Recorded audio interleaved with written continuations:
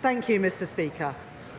My driving purpose since I became Chancellor is to make working people in all parts of our country better off, to rebuild our schools and our hospitals, to invest in our economy so that everyone has the opportunity to succeed after 14 years of mismanagement and decline by the party opposite, culminating in a £22 billion black hole in the public finances. That was their legacy, and the first job I faced as Chancellor was to set it right. So at the budget last October, and again in the spring, I made the choices necessary to fix the foundations of our economy. And we wasted no time in removing the barriers to growth. The biggest overhaul of our planning system in a generation, launching Britain's first national wealth fund and reforming our pension system to unlock billions of pounds of investment into our economy. We are starting to see the results. The stability that we have provided has helped support 4 cuts in interest rates, saving hundreds of pounds a year for families with a mortgage. Real wages have grown by more in the first 10 months of this Labour government than they did in the first 10 years of Conservative governments.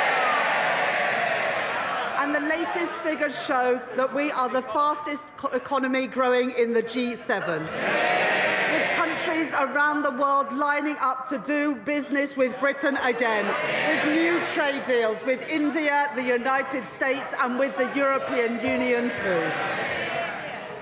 We are renewing Britain. But I know that too many people in too many parts of our country are yet to feel it. This government's task, my task as Chancellor, and the purpose of this spending review is to change that, to ensure that renewal is felt in people's everyday lives, in their jobs and on their high streets. The priorities of this spending review are the priorities of working people, to invest in Britain's security, in Britain's health, and to grow Britain's economy so that working people are better off. Mr. Speaker, today I am allocating the envelope I set out in the spring. I am enormously grateful to my excellent team of officials at the Treasury and to my right honourable friend, the Chief Secretary to the Treasury, for his tireless work throughout this process. Crunching the numbers, looking at the assets and the liabilities. And on that note, can I thank all my Cabinet colleagues for their contribution to this process. They are all assets to this Labour government. In this spending review, total departmental budgets will grow by 2.3% a year in real terms. Compare that to the Conservative choice of austerity. In contrast to our increase of 2.3%, they cut spending by 2.9% per year in 2010. So let's be clear. Austerity was a destructive choice for the fabric of our society. And it was a destructive choice for our economy too, choking off investment and demand, creating a lost decade for growth, wages and living standards. That is their legacy. My choices are different. My choices are Labour choices. The choices in this spending review that are only possible because of my commitment to economic stability and to the decisions that this government has made. The Conservatives' fiscal rules guaranteed neither stability nor investment, and that is why I changed them. My fiscal rules are non-negotiable, and they are the foundation of stability and of investment. My first rule is for stability, that day-to-day government spending should be paid for through tax receipts. That is the sound economic choice, and it is also the fair choice, because it is not right to expect our children and future generations to pay for the services that we rely on today. This first rule allows me, as I set out in the budget last year, to allocate £190 billion more to the day-to-day running of our public services over the course of this spending review, compared to the plans of the previous government. My second fiscal rule enables me to invest in Britain's economic renewal, while getting public debt down on a downward path. The rule has allowed me to increase public investment by over £100 billion in the autumn and a further £13 billion in the spring. Investment to rebuild our transport networks, to rebuild our defence capability and to rebuild our energy security. In short, to grow our economy. Mr. Speaker, I've made my choices. Tough decisions, yes, for stability. Changing Britain's fiscal rules, yes, for investment. And today, delivering that investment for the renewal of Britain. Now it is a time for the parties opposite to make their choices. The spending plans that I am setting out today are only possible because of the decisions that I took in the autumn to raise taxes and the changes to our fiscal rules. Every one of those changes was opposed by the parties opposite. So today, they can make an honest choice, and they can oppose these spending plans, as they opposed every penny I raised to fund them. Or they can make the same choice as Liz Truss: spend more, borrow more, with no regard for the consequences. And in their clamour to cut taxes for the richest, the Conservatives crashed our economy. They sent mortgage rates spiralling and they put our pensions in peril. I will never take those risks. And reform, well, they're itching to do the same thing all over again. Now, the member for Clacton may be playing the friend of the workers now, but some of us are old enough to remember when he described the disastrous Liz Truss budget as, and I quote, the best Conservative budget since the 1980s. Mr. Speaker, after the damage is done, he still nods along. They have learnt nothing. And his party have been in Parliament for less than a year, and yet they have already racked up £80 billion of unfunded commitments. They are simply not serious. Mr. Speaker, every day it becomes clearer. It is Labour, and only Labour, that has a credible plan for the renewal of Britain. As I said in my spring statement, the world is changing before our eyes. And since the spring, the challenges that we face have become even more acute. The signs of our age of insecurity are everywhere. So we are acting on the promise in our plan to change, building renewal on foundations of national security, border security and economic security. As the Prime Minister said earlier this month, a new era in the threats that we face demands a new era for defence and security. That's why we took the decision to prioritise our defence spending by reducing overseas development aid, so that defence spending will now rise to 2.6% of GDP by April 2027, including the contribution of our intelligence agencies. That uplift provides funding for my right honourable friend, the Defence Secretary, with £11 billion increased in defence spending and a £600 million uplift for our security and intelligence agencies. That investment will deliver not only security, but also renewal. In Aldermaston and Lincoln, in Portsmouth and Filton, on the Clyde and in Rosyth, investment in Scotland, jobs in Scotland, defence for the United Kingdom, opposed by the Scottish National Party, delivered by this Labour government. And as we invest in our armed forces, our military technology and our supply chains, that also brings huge opportunities. £4.5 billion of investment in munitions, made in factories from Glasgow to Glasgow, Stevenage to Radway Green, and over £6 billion to upgrade our nuclear submarine production, supporting thousands of jobs across Barrow, Derby and Sheffield.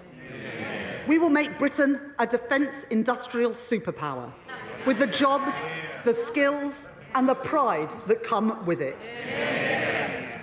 A more unstable world presents new challenges at our borders too, where conflict has opened the way for organised criminal gangs. The British people rightly expect us to have control of who comes into our country. The party opposite said that they would take back control. Well, Mr. Speaker, they lost control. With one failed policy after another. No control, no security. In contrast, in the budget last year, I announced £150 million to establish the new Border Security Command. And today, to support the integrity of our borders, I can announce that that funding will increase with up to £280 million more per year by the end of the spending review for our new Border Security Command. Alongside that, we are tackling the asylum backlog. The party opposite left behind a broken system. Billions of pounds of taxpayers' money spent on housing asylum seekers in hotels, leaving people in limbo and shunting the cost of failure onto local communities. We won't let that stand. So I can confirm today that, led by the work of my right honourable friend, the Home Secretary, we will be ending the costly use of hotels to house asylum seekers in this Parliament. Funding that I have provided today, including from the Transformation Fund, will cut the asylum backlog, hear more appeal cases and return people who have no right to be here, saving the taxpayer £1 billion a year. That is my choice, Mr. Speaker. That is the Labour choice. That is the choice of the British people. And, Mr. Speaker, if we want national security in a dangerous world, that does not stop at the strength of our armed forces or at our border. I have long spoken about what I call securonomics, the basic insight that in an age of insecurity, government must step up to provide security for working people and resilience for our national economy. Put simply, where things are made and who makes them matters. Take energy. The Tories neglected our nuclear and renewable sectors and closed our gas storage facilities, leaving us exposed to hikes in energy prices when Russia invaded Ukraine. And it was working people who paid the price for their mistakes. On this side of the House, we understand that energy security is national security. And so, because it is the right choice for bills, the right choice for jobs and the right choice for growth, this government is investing in the biggest rollout of nuclear power for half a century. A £30 billion commitment to our nuclear-powered future. Yesterday, my right honourable friend, the Energy Secretary, and I announced £14 billion for Sizewell C, producing the energy to power 6 million homes, supporting more than 10,000 jobs, including 1,500 apprentices, to build the nuclear workforce of tomorrow. And, Mr. Speaker, that's not all. We are investing over £2.5 billion in a new small modular reactor programme. Our preferred partner is Rolls-Royce, a great British company based in Derby. This investment is just one step towards our ambition for a full fleet of small modular reactors, as well as providing a route for private sector-led advanced modular reactor projects to be deployed across the UK. Alongside these, we are making nuclear-approved land available in Sellafield to attract private investment and create thousands more jobs. And I'd like to thank my honourable friend from Whitehaven and Workington for his work in this area. And to strengthen Britain's position at the forefront of a global race for new nuclear technologies, a cause championed by the Mayor of the East Midlands, Claire Ward, and my honourable friend, the member for Bassetlaw, and to support pioneering work taking place in West Burton in Nottinghamshire, we are investing £2.5 billion in nuclear fusion. And to back British industries, pioneering work in carbon capture and storage will take place. Last year, we announced funding for 2 sites, on Merseyside and in Teesside, where we are building the world's first commercial-scale CCUS plant. Today, I can announce support for the Acorn project in Aberdeenshire, supporting Scotland's transition from oil and gas to low-carbon technology, a challenge and an opportunity well understood by the leader of Scottish Labour, Anas Sarwar, and by my right honourable friend, the Scottish Secretary. And we are also backing the Viking project in Humberside, a cause long supported by my honourable friend, the member for Great Grimsby and Cleethorpes. And because I am determined to make sure that the energy technologies of the future are built here and owned here, and that those jobs come to Britain, with spending review decisions means that we can invest in the wholly publicly owned Great British Energy. Great British Energy, headquartered in Scotland. These are investments to make sure the towns and cities which powered the last industrial revolution will play their part in our next industrial revolution, to reduce our reliance on overseas oil and gas and protect working families from price shocks. A new generation of energy industries for a renewed Britain. That is my choice. That is Labour's choice. That is the choice of the British people. Economic security relies on our ability to buy, make and sell more here in Britain. In April, this government faced a choice: to let British Steel in Scunthorpe go under or to intervene. We heard representations from workers. Mr. Speaker, that choice was the choice not of the metal trader, but this Labour government. We heard representations from workers' trade unions and from my honourable friend, the member for Scunthorpe. My right honourable friend, the Business Secretary, and I were not prepared to tolerate a situation in which Britain's steel capacity was fatally undermined. We were not prepared to see another working-class community lose the pride, lose the prosperity, lose the dignity that industry provides. So we did intervene to save British steel and the jobs that come with it, and I am proud of that decision. And this government will invest in Scunthorpe's long-term future and the future of steelworks across our great country, and in a vote of confidence in our homegrown steel. Heathrow Airport, where we are backing London by backing a third runway, has signed the UK Steel Charter, a multi-billion-pound airport expansion backed by Labour, built with British steel. And as we build our train and tram lines, our military hardware and our new power stations, that will mean orders for steel made in Britain. In Sheffield Forgemasters, where we are investing in nuclear-grade steel, and in Port Talbot, where this spending review confirms the £500 million grant to Tata Steel.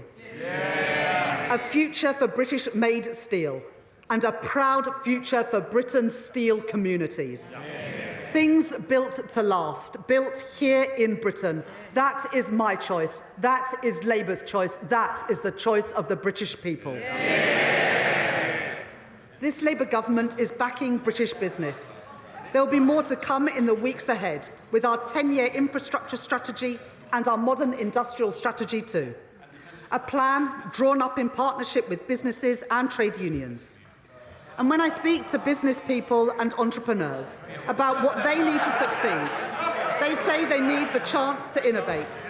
They need access to finance. They need a deep pool of talent. We have heard that message, and so today we are taking action. First, innovation, a great British strength. Our universities are world-leading, and we are proud of them. We want our high-tech industries in Britain today to continue to lead the world in the years to come, in car production, in aerospace, and in life sciences. So we are backing our innovators, backing our researchers, and backing our entrepreneurs, with R&D funding rising to a record high of £22 billion per year by the end of the spending review. And because homegrown AI has the potential to solve diverse and daunting challenges, as well as the opportunity for good jobs and investment here in Britain, I am announcing £2 billion to back this government's AI action plan, overseen by my right honourable friend, the Secretary of State for Science and Technology. And second, to champion those small businesses seeking access to finance as they look to grow, I am increasing the financial firepower of the British Business Bank, a 2/3 increase in its investments, increasing its overall financial capacity to £25.6 billion, to help pioneering businesses start up and to scale up, backing Britain's entrepreneurs, backing Britain's wealth creators. And third, as we invest, if we are to thrive in the industries of the future, we must give our young people the skills that they need to contribute to our national success. As scientists, engineers and designers, as builders, welders and electricians. I know the ambition, the drive and the potential of our young people. And it cannot be right that too often those ambitions and that potential are stifled. When young people who want training find courses are oversubscribed and are turned away at the door, forcing growing businesses eager to recruit to look elsewhere. Potential wasted and enterprise frustrated. So today I am providing record investment for training and upskilling. £1.2 billion a year by the end of the spending review to support over 1 million young people into training and apprenticeships so that their potential, their drive and their ambition is frustrated no longer. And on the subject of skills, Mr. Speaker, we should all recognise the Leader of the Opposition's own commitment to lifelong learning. At the weekend, she promised to learn and to get better on the job. Well, I am sure that members on the benches opposite will be supporting her in that endeavour. Good luck with that. As we build a strong and secure and resilient economy, working people must feel the benefits. That starts with the security of a proper home. Our planning reforms have opened up the opportunity to build. Now we must act to make the most of those opportunities. And a plan to match the scale of the housing crisis must include social housing. Neglected for too many decades, but not by this Labour government. And so, led by my right honourable friend, the Deputy Prime Minister, we are taking action. I am proud to announce the biggest cash injection into social and affordable housing in 50 years.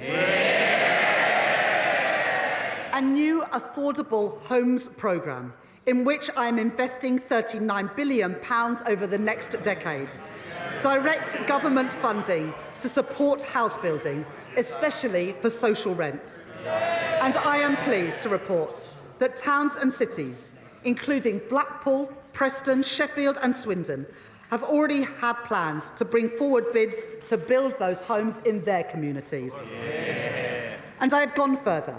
Mr. Speaker, last autumn, I enabled greater use of financial transactions to support investment in our infrastructure, alongside strict guardrails that ensure that money is spent wisely through our public financial institutions. And so, in line with that commitment, I am providing an additional £10 billion for financial investments, including to be delivered through Homes England, to crowd in private investment and unlock hundreds of thousands more homes. Homes built by a Labour government, homes built for working people.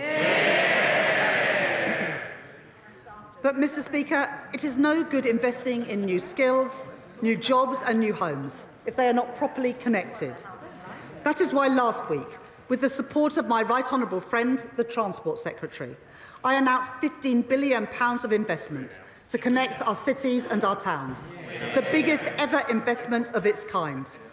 Investments in buses in Rochdale, train stations in Merseyside and Middlesbrough, mass transit in West Yorkshire, and metro extensions in Birmingham, in Tyne Wear and in Stockport. And alongside that, we are backing Doncaster Airport. Today, I am announcing a 4-year settlement for Transport for London to provide certainty and stability for our largest local transport network to plan for the future. And for other regions in the UK, I am today providing for a fourfold increase in local transport grants by the end of this Parliament to make the improvements put off for far too long to improve the journeys that people make every day. And to unlock the potential of all parts of Britain, we are going further, investing in major rail projects to connect our towns and cities. In October, I announced funding for the Transpennine route upgrade, the backbone of rail travel in the north, linking York and Leeds and Manchester, with a quarter of that route expected to be electrified by this summer. I know the commitment of my honourable friends, the members for Huddersfield, York Outer and Colne Valley to this issue. And today I can announce a further £3.5 billion of investment for that route. But my ambition and the ambition of people across the north is greater still.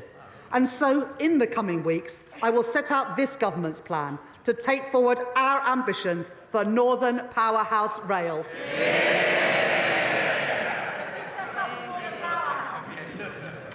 I have also heard the representations of my honourable friends, the members for Milton Keynes North, Milton Keynes Central and Buckingham and Bletchley. And I can tell the House today, to connect Oxford and Cambridge and to back Milton Keynes' leading tech sector, I am providing a further £2.5 billion for the continued delivery of East-West Rail. And on a matter I know is of great importance to my honourable friends, the members for Lichfield, Birmingham Northfield and Birmingham Erdington, I can announce today that I am providing funding for the Midlands Rail Hub, the region's biggest and most ambitious rail improvement scheme for generations, strengthening connections from Birmingham across the West Midlands and into Wales too. Mr. Speaker, for 14 years, the Conservatives failed the people of Wales. Those days are over. Following representations from my right honourable friend, the Welsh Secretary, the First Minister for Wales and Welsh Labour MPs, I am pleased to announce today £445 million for railways in Wales over 10 years, including new funding for Padeswood Sidings and Cardiff West Junction. That, Mr. Speaker, is the difference made by two Labour governments working together to undo a generation of underfunding and neglect. This government takes seriously its commitment to investment, jobs and growth in every part of the UK. And I have heard the concerns of my honourable friends, the members for Mid Cheshire and Rossendale and Darwen, and the Mayor of Liverpool City Region, Steve Rotherham, that past governments have underinvested in towns and cities outside of London and the South East. And they are right. So I am today publishing the conclusion of the review of the Treasury's Green Book, the government's manual for assessing value for money. Our new Green Book will support place-based business cases and make sure no region has Treasury guidance wielded against them. I said we would do things differently. I said we wanted growth in all parts of Britain. And, Mr. Speaker, I meant it. Backing our nations and regions means backing our devolved governments. And this spending review provides the largest settlement in real terms since devolution was introduced, with £52 billion for Scotland, £20 billion for Northern Ireland by the end of the spending review, and £23 billion for Wales. And having heard representations from many Welsh Labour colleagues, and because I know the obligation we owe to our industrial communities, I am providing a multi-year settlement of £118 million to keep coal tips safe in Wales. Mr. Speaker, I know the pride that people feel in their communities. I see it everywhere I go. But I also know that for too many people, there is a sense that something has been lost, as high streets have declined, as community spaces have closed, as jobs and opportunities have gone elsewhere. The renewal of Britain must be felt everywhere. Today, I'm pleased to announce additional funding to support up to 350 communities, especially those in the most deprived areas. Funding to improve parks, youth facilities, swimming pools and libraries. Supporting councils' fight back against graffiti and fly tipping. including in Blackpool South, in Stockport, in Stoke Central, in Swindon North, and in Newcastle upon Tyne East and Wallsend. And there's more. Job creation and community assets are vital to our growth mission. But too often, regeneration projects are held back, gathering dust in bureaucratic limbo. We are changing that. We will establish a growth mission fund to expedite local projects that are important for growth. Projects like Southport Pier, an iconic symbol of coastal heritage which has stood empty since 2022. Kilcody's seafront and High Street, where investment would create jobs and new business opportunities. And plans for Peterborough's new sports quarter to drive activity and community cohesion.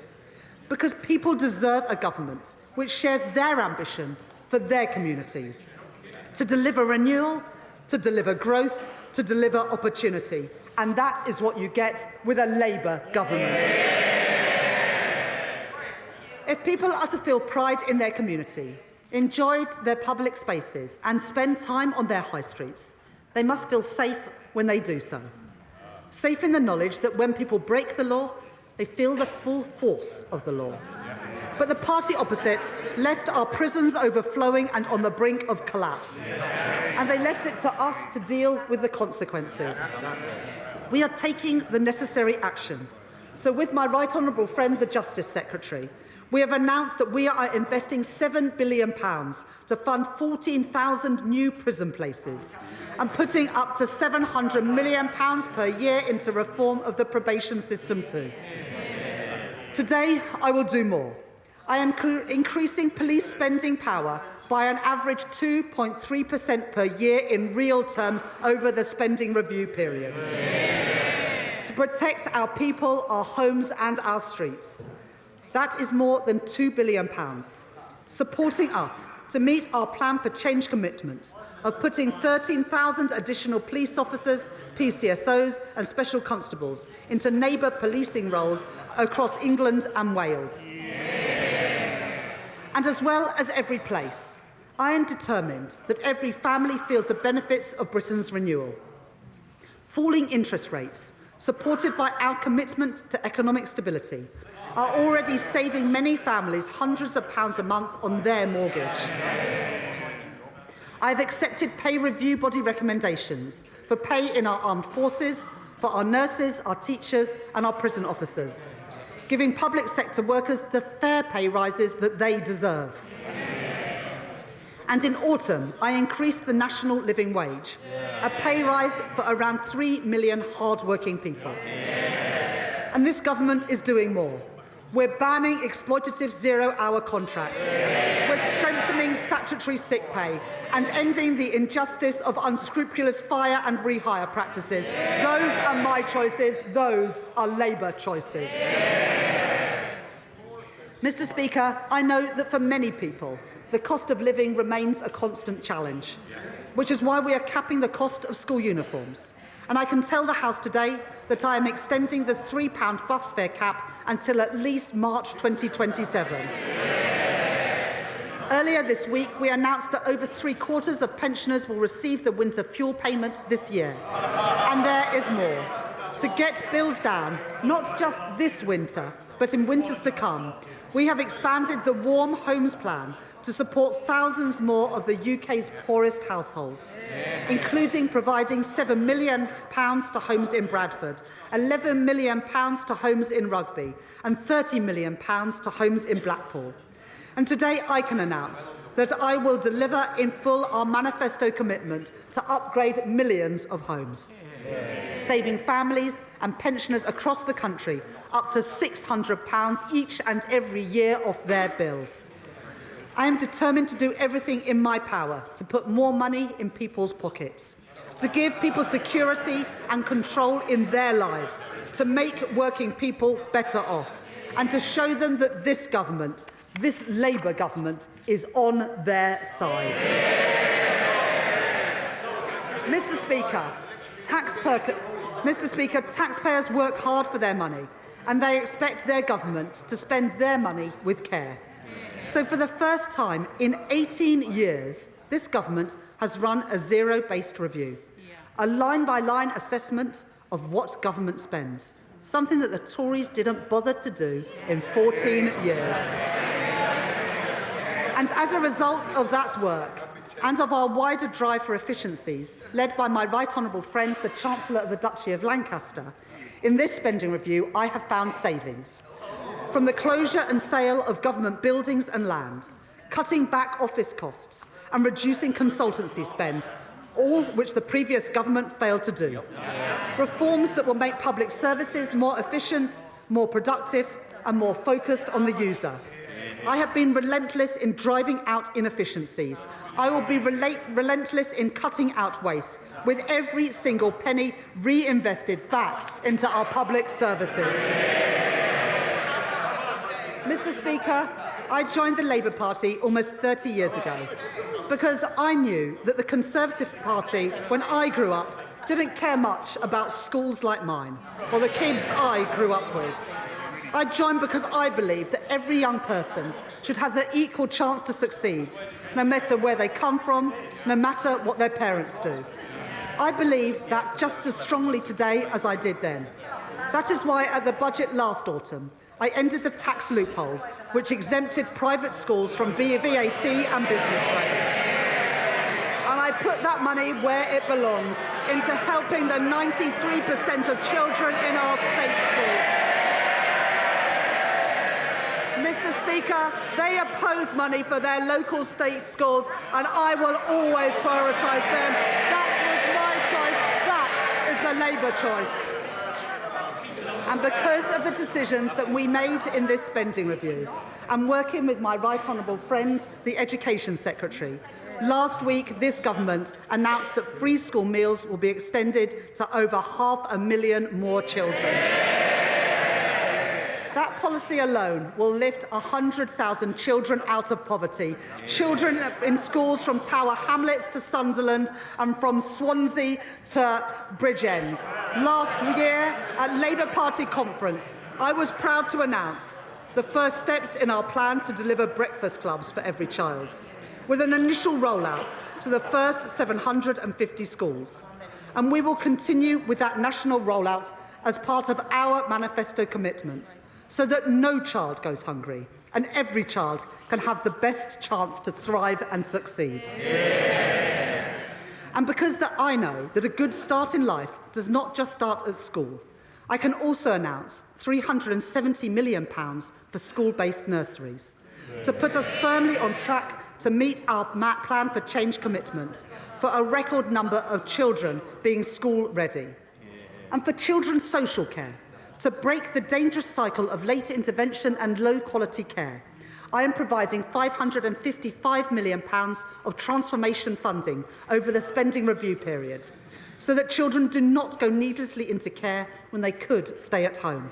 Yeah. And for children where state intervention is necessary, better care and better outcomes. Yeah. And last week, I was pleased to announce, with my right honourable friend, the Culture Secretary, that more than £130 million from the Dormant Assets Scheme with the financial services sector will be allocated to fund facilities for our young people, to give every child the chance to take part in music, sport and in drama, to fund libraries in our schools, so that the confidence and the opportunity that those resources open up are no longer the preserve of the privileged few. Those are my choices. They are Labour choices, and they are the choices of the British people. Overall, I am providing a cash uplift of over £4.5 billion a year for additional funding in the core schools budget by the end of the spending review, backing our teachers and backing our kids. Mr. Speaker, people who went to ordinary comprehensives in the 80s and 90s are all too familiar with the experience of being taught in temporary classrooms. And the previous Conservative government oversaw another generation of kids herded into cold and damp buildings as school roofs literally crumbled. It wasn't acceptable when I was at school, and it isn't acceptable now. So I am providing investment rising to nearly £2.3 billion per year to fix our crumbling classrooms. In addition, £2.4 billion per year to continue our programme to rebuild 500 schools, including Chase Community School in Enfield, Woodkirk Academy in Leeds and Budmouth Academy in Weymouth. Investing in our young people, investing in Britain's future, investing in opportunity for all. That is Labour's choice. Finally, Mr. Speaker, let me turn to the... I knew that, Chair. Let me turn to our National Health Service. It's our most treasured public service. And people rightly expect an NHS that is there when they need it, an ambulance that comes when they call one, a GP appointment available when they need one, a scan that is performed when they are referred for one. I am hugely grateful to our nurses, our doctors, our paramedics and other healthcare professionals for everything that they do. If we want a strong economy where working people can fulfil their potential, then we must have a strong NHS. Not as the Reform Party have called for, an insurance-based system. We believe in a publicly funded National Health Service free at the point of use. Now, perhaps the member for Clacton should spend some more time focusing on the priorities of the British people and less time in the Westminster Arms. Although, Mr. Speaker, after this week, perhaps the Two Chairman pub might be a better fit. At the budget, I took the decisions necessary to provide an immediate injection of funding to get the NHS back on its feet. And I commend my right honourable friend, the Health Secretary, for all the progress that he has already made. In less than a year, this government has recruited 1,700 new GPs, delivered 3.5 million extra appointments, and cut waiting lists by more than 200,000. Fixing our NHS also means delivering fundamental reform across social care, which means that we are backing the first ever fair pay agreement for that sector. And I am increasing the NHS technology budget by almost 50%. And we are investing £10 billion to bring our analogue health system into the digital age, including through the NHS app, so patients can manage their prescriptions, get their test results and book appointments all in one place.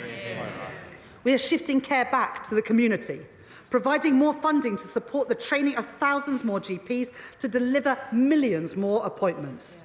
We are investing more in prevention to meet our manifesto commitment of providing mental health support teams in all schools in England by the end of this Parliament.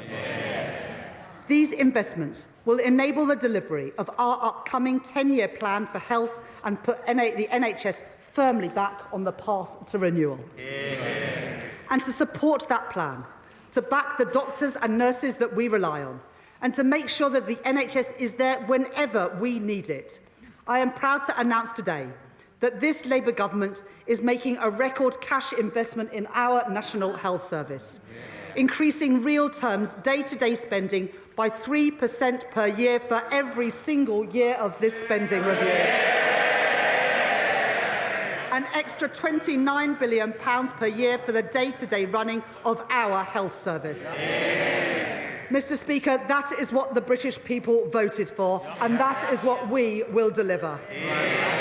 More appointments, more doctors, more scanners, the National Health Service, created by a Labour government, protected by a Labour government, and renewed by this Labour government. Mr. Speaker, this is a spending review to deliver the priorities of the British people. Security, a strong Britain in a changing world. Economic growth, powered by investment and opportunity in every part of Britain. And our nation's health, with an NHS fit for the future. I have made my choices. In place of chaos, I choose stability. In place of decline, I choose investments. In place of pessimism, division and defeatism, I choose national renewal. These are are my choices, Mr. Speaker. These are Labour choices. These are the choices of the British people, and I commend this statement to the House. Shadow Chancellor. That was Rachel Reeves, the Chancellor, with her spending view. Now we hear from the Shadow Chancellor, Mel Stride. Mr. Speaker, this spending review is not worth the paper that it is written on. Because the Chancellor has completely lost control. This is the spend now, tax later review. Because the Right Honourable Lady knows she will need to come back here in the autumn with yet more taxes. And a cruel summer of speculation awaits. How can we possibly take this Chancellor seriously after the chaos of the last 12 months? We were assured, Mr. Speaker, we were assured at the election that Labour's plans involved barely any additional spending or borrowing. Now the Chancellor parades her largesse. Hundreds of billions in additional spending over this Parliament. The initial profile for that spending was, of course, significantly front-loaded, but the Chancellor now expects us to believe that she will let spending rise by only 1.2% a year. There is no chance whatsoever of that happening. For the lesson of the last year has been that when the going gets tough, the Right Honourable Lady blinks. She presented herself as the Iron Chancellor, but what we have seen is the tin-foil Chancellor. Flimsy and ready to fold in the face of the slightest pressure. She said she would not fiddle her fiscal rules. Then she did. She said she wouldn't make any unfunded commitments, but with the humiliation of the winter fuel U-turn, she just has. She looked business leaders in the eye and said no more taxes. But we all know what happened next, and we all know what is coming in the autumn. Her own backbenchers, her cabinet colleagues, Labour's trade union paymasters, even the Prime Minister himself, they have all seen that she is weak, weak, weak. And they can smell the blood. They will be back for more, Mr. Speaker, and they will get it. These spending plans are a fantasy. And it's not the truth, Mr. Speaker, that the Chancellor has to maintain this fiction because she has left herself no room for manoeuvre. She is constantly teetering on the edge of blowing her fiscal rules, which she already changed to allow even more borrowing. And the only way she can claim to be meeting her rules is by pretending that she can control spending over the coming years. But, Mr. Speaker, let's look at the record so far. Borrowing in the last financial year came out £11 billion above even the OBR's March forecasts, and 70% higher than the plans that she inherited from this side of the House. Tax up, borrowing up. But for someone so keen on borrowing, Mr. Speaker, the Chancellor seems strangely reticent to even use the word. Indeed, ministers bizarrely tell us that it is Labour's fiscal rules themselves that have, quote, generated investment. The reality is a little more straightforward.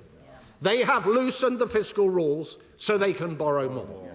Borrow and borrow and borrow, allowing the national debt to continue to rise higher every single year, while ministers pretend that it is not. An eye-watering £200 billion of additional borrowing in this Parliament compared to the plans set out in the last Conservative budget, with £80 billion more to be spent on debt interest alone. In fact, if she had retained our fiscal rules, as she said, they may laugh, Mr. Speaker.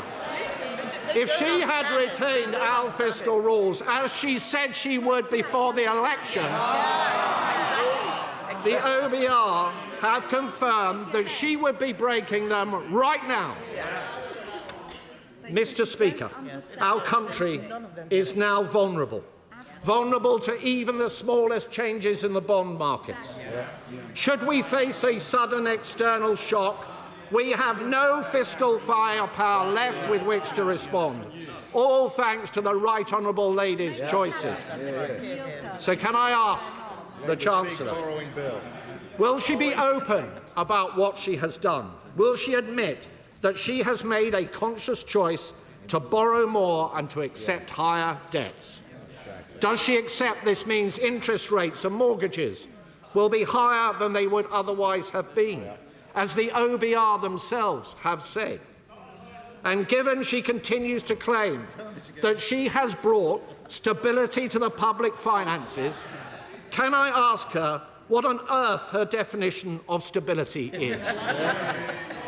And, Mr. Speaker, the Chancellor must be delighted that she does not have to face a new OBR forecast today.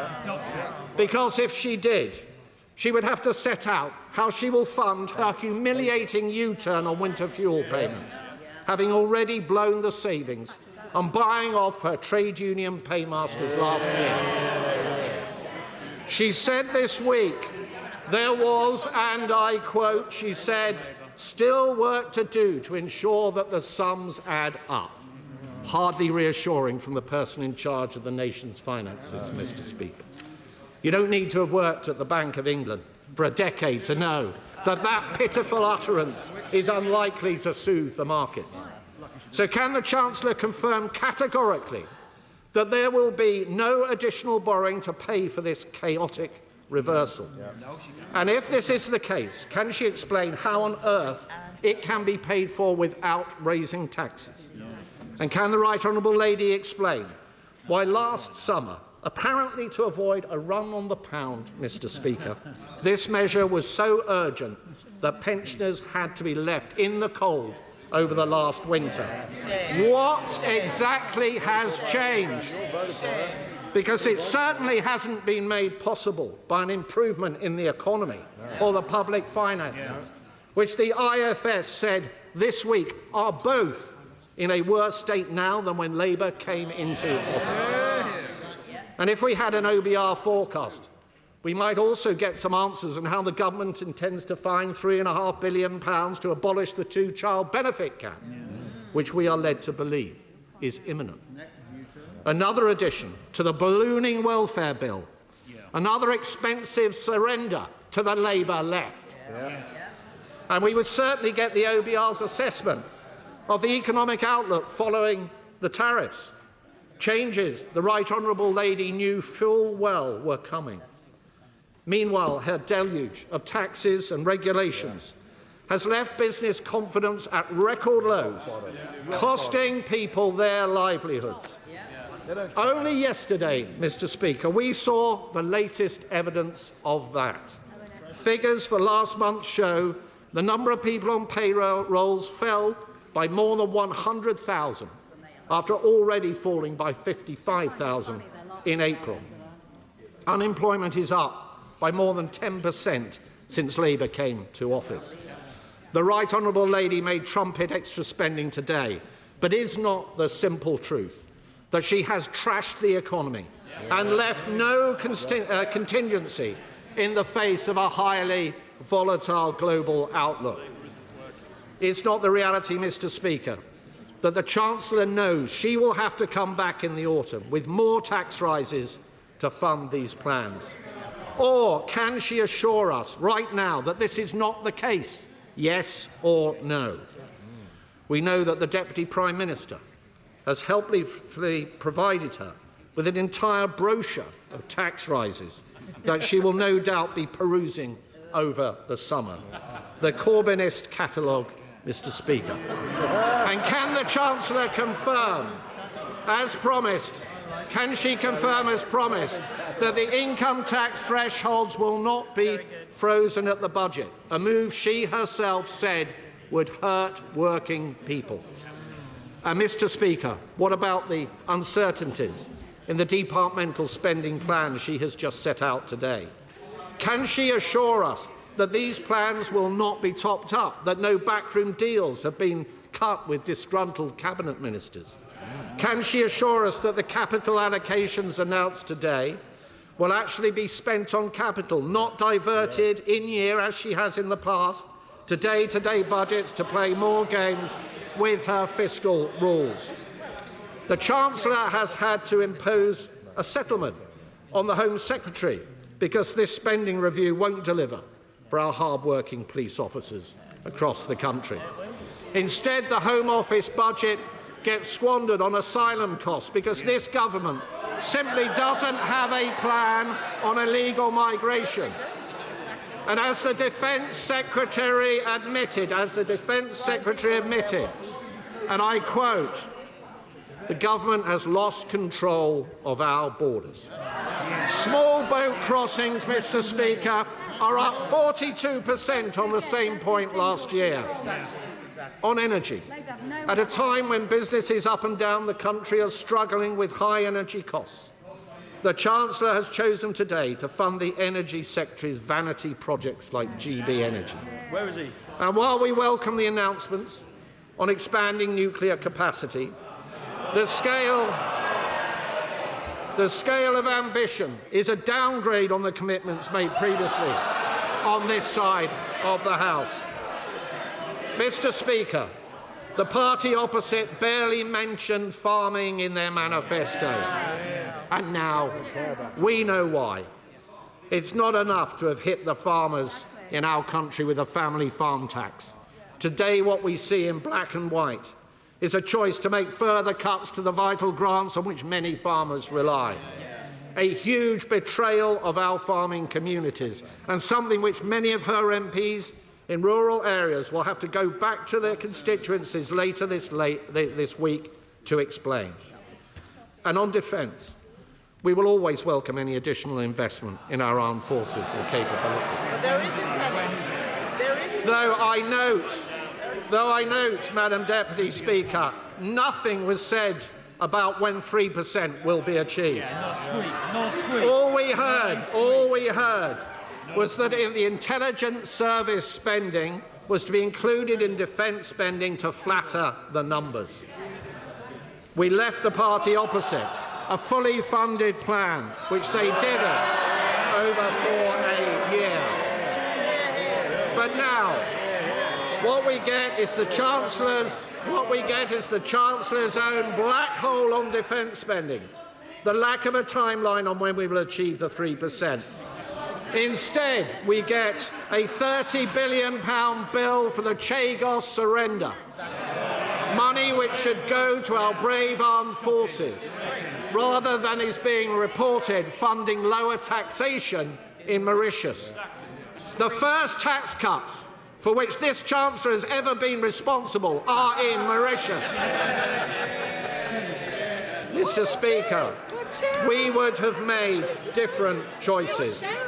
We would not have killed growth with huge tax rises and new regulations. We would not have taught down our economy and the great businesses up and down our country.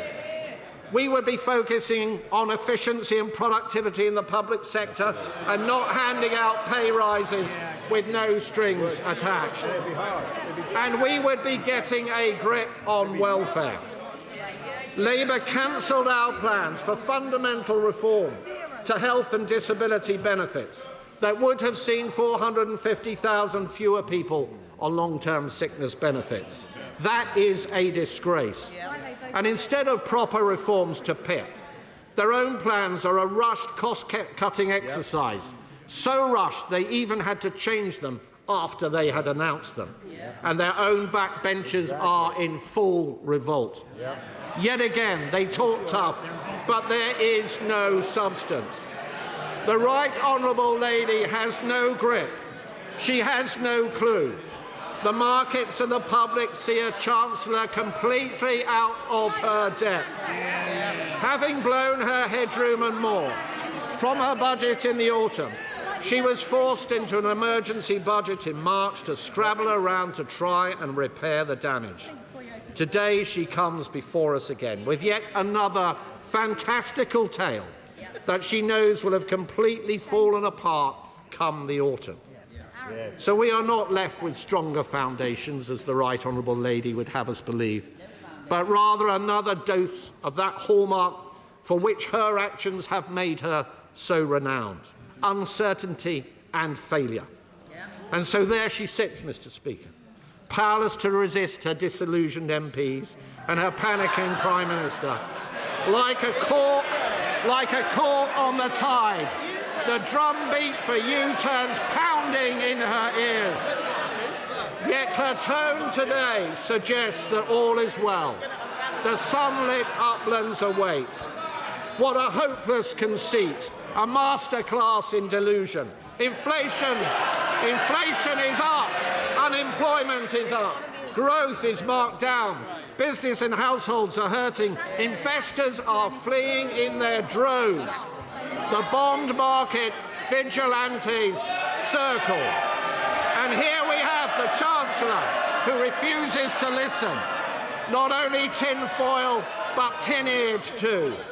And let me be clear, Mr. Speaker, it is working people and businesses who will pay the price come the autumn, with yet more taxes to pay for her weakness and her failures. Mr. Speaker, we cannot afford this spending review.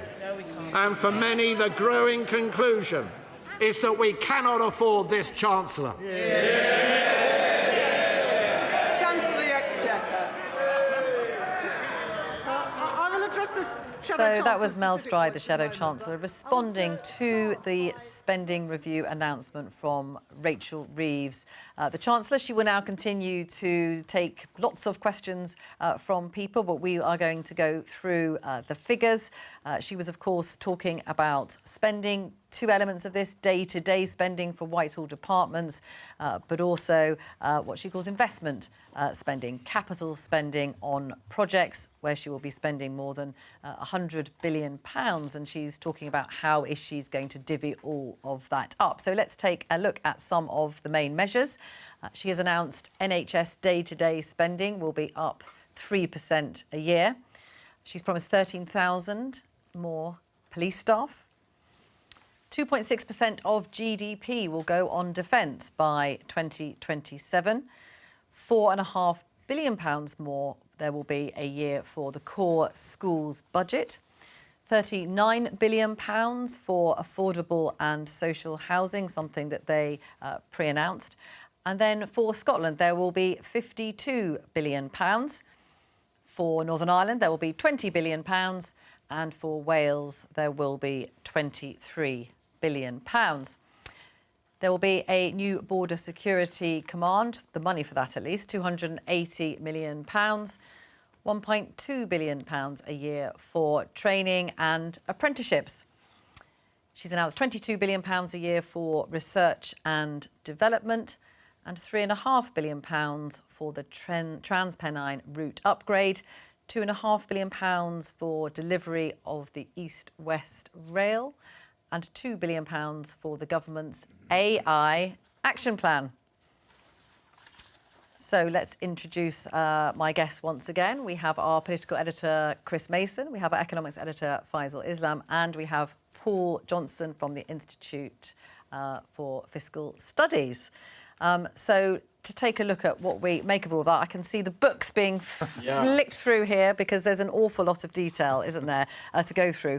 Chris, just first of all, what are the main things that strike you about it? Well, the first thing to just mention after that sort of blizzard of vast numbers with lots of noughts on that are quite incomprehensible because they appear so huge and then they're across a number of years, is trying to digest in practical terms what it means. And then crucially, particularly on a day like this, perhaps even more so than on a budget day, although this happens on a budget day as well, you get the rhetoric in the chamber, what we've been listening to over the last hour, and then crucially you get this book, Spending Review 2025, packed with the tables and the graphs and the charts and all the rest of it. And crucially, as we've been trying to get our heads around in the last few minutes, the numbers that didn't get read out by the Chancellor, because the big picture thought, and we were aware of this before we heard from Rachel Reeves, but we now know it for certain with the numbers and the words, is that big emphasis from the Chancellor on that longer-term spending. Investment is the word that she kept using over and over again. That idea of improving the public realm, of trying to, in time, improve the economic potential of the country. But in so doing, some very interesting numbers we're just getting to now in the tables about where some budgets are being cut in day-to-day spending within Whitehall. And Faisal, I mean, I think for people watching, there's been, as you say, a blizzard of announcements there about projects, things that are going to be built, things that are going to get done. And yet for individual Whitehall departments, the picture's not quite so rosy, is it? How much can we get into that at this point when you've only just I think we can really start to. And the big picture, just to re-emphasise, is the Chancellor has chosen to sort of emphasise capital long-term spending and health spending, essentially, and then you have squeezes elsewhere. We can tell you which departments are the most squeezed, and what we're going to measure this by, so there's different measures, but like this is probably a fair measure, which is the next 3 years. So it's the new announcements for day-to-day spending. It's it's the same measure that we used in the chart in the introduction. So what I can tell you is the Home Office, so this is why we had a big fight between Yvette Cooper and Darren Jones, the Chief Secretary, potentially, 1.7% a year down over the next 3 years, every year. Foreign Office, 6.9%. That will be the aid spending cut, I think, mainly.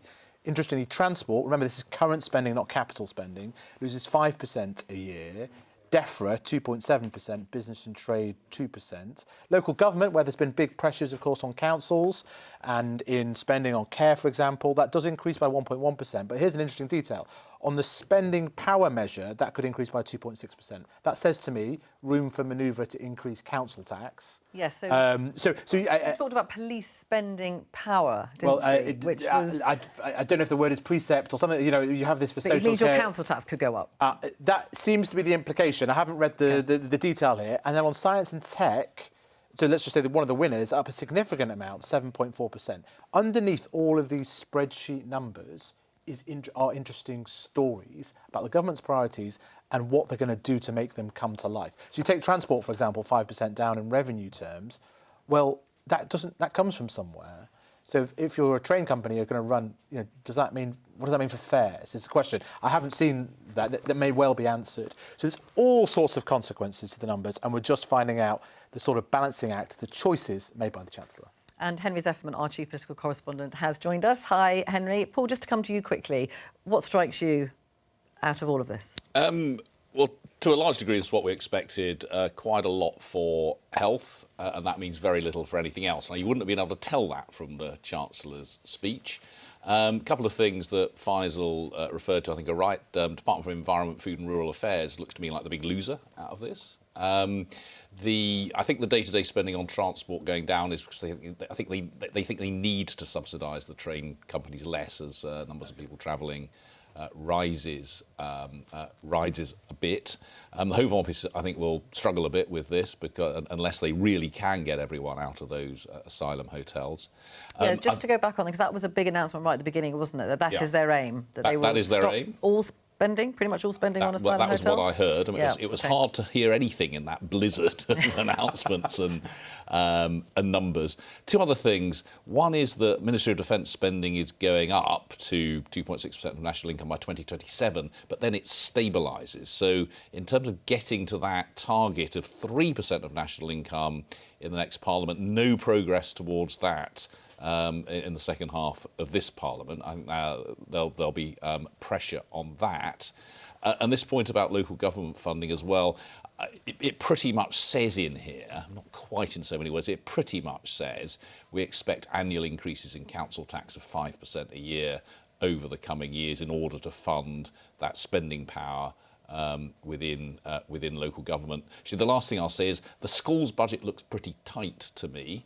Yes, there are a falling number of pupils, but the growth in the schools budget is very, very small at a time when we know that the pressures on particularly big increases in spending on special educational needs and so on, and they have to fund within that, as I understand it, the increase in spending on free school meals.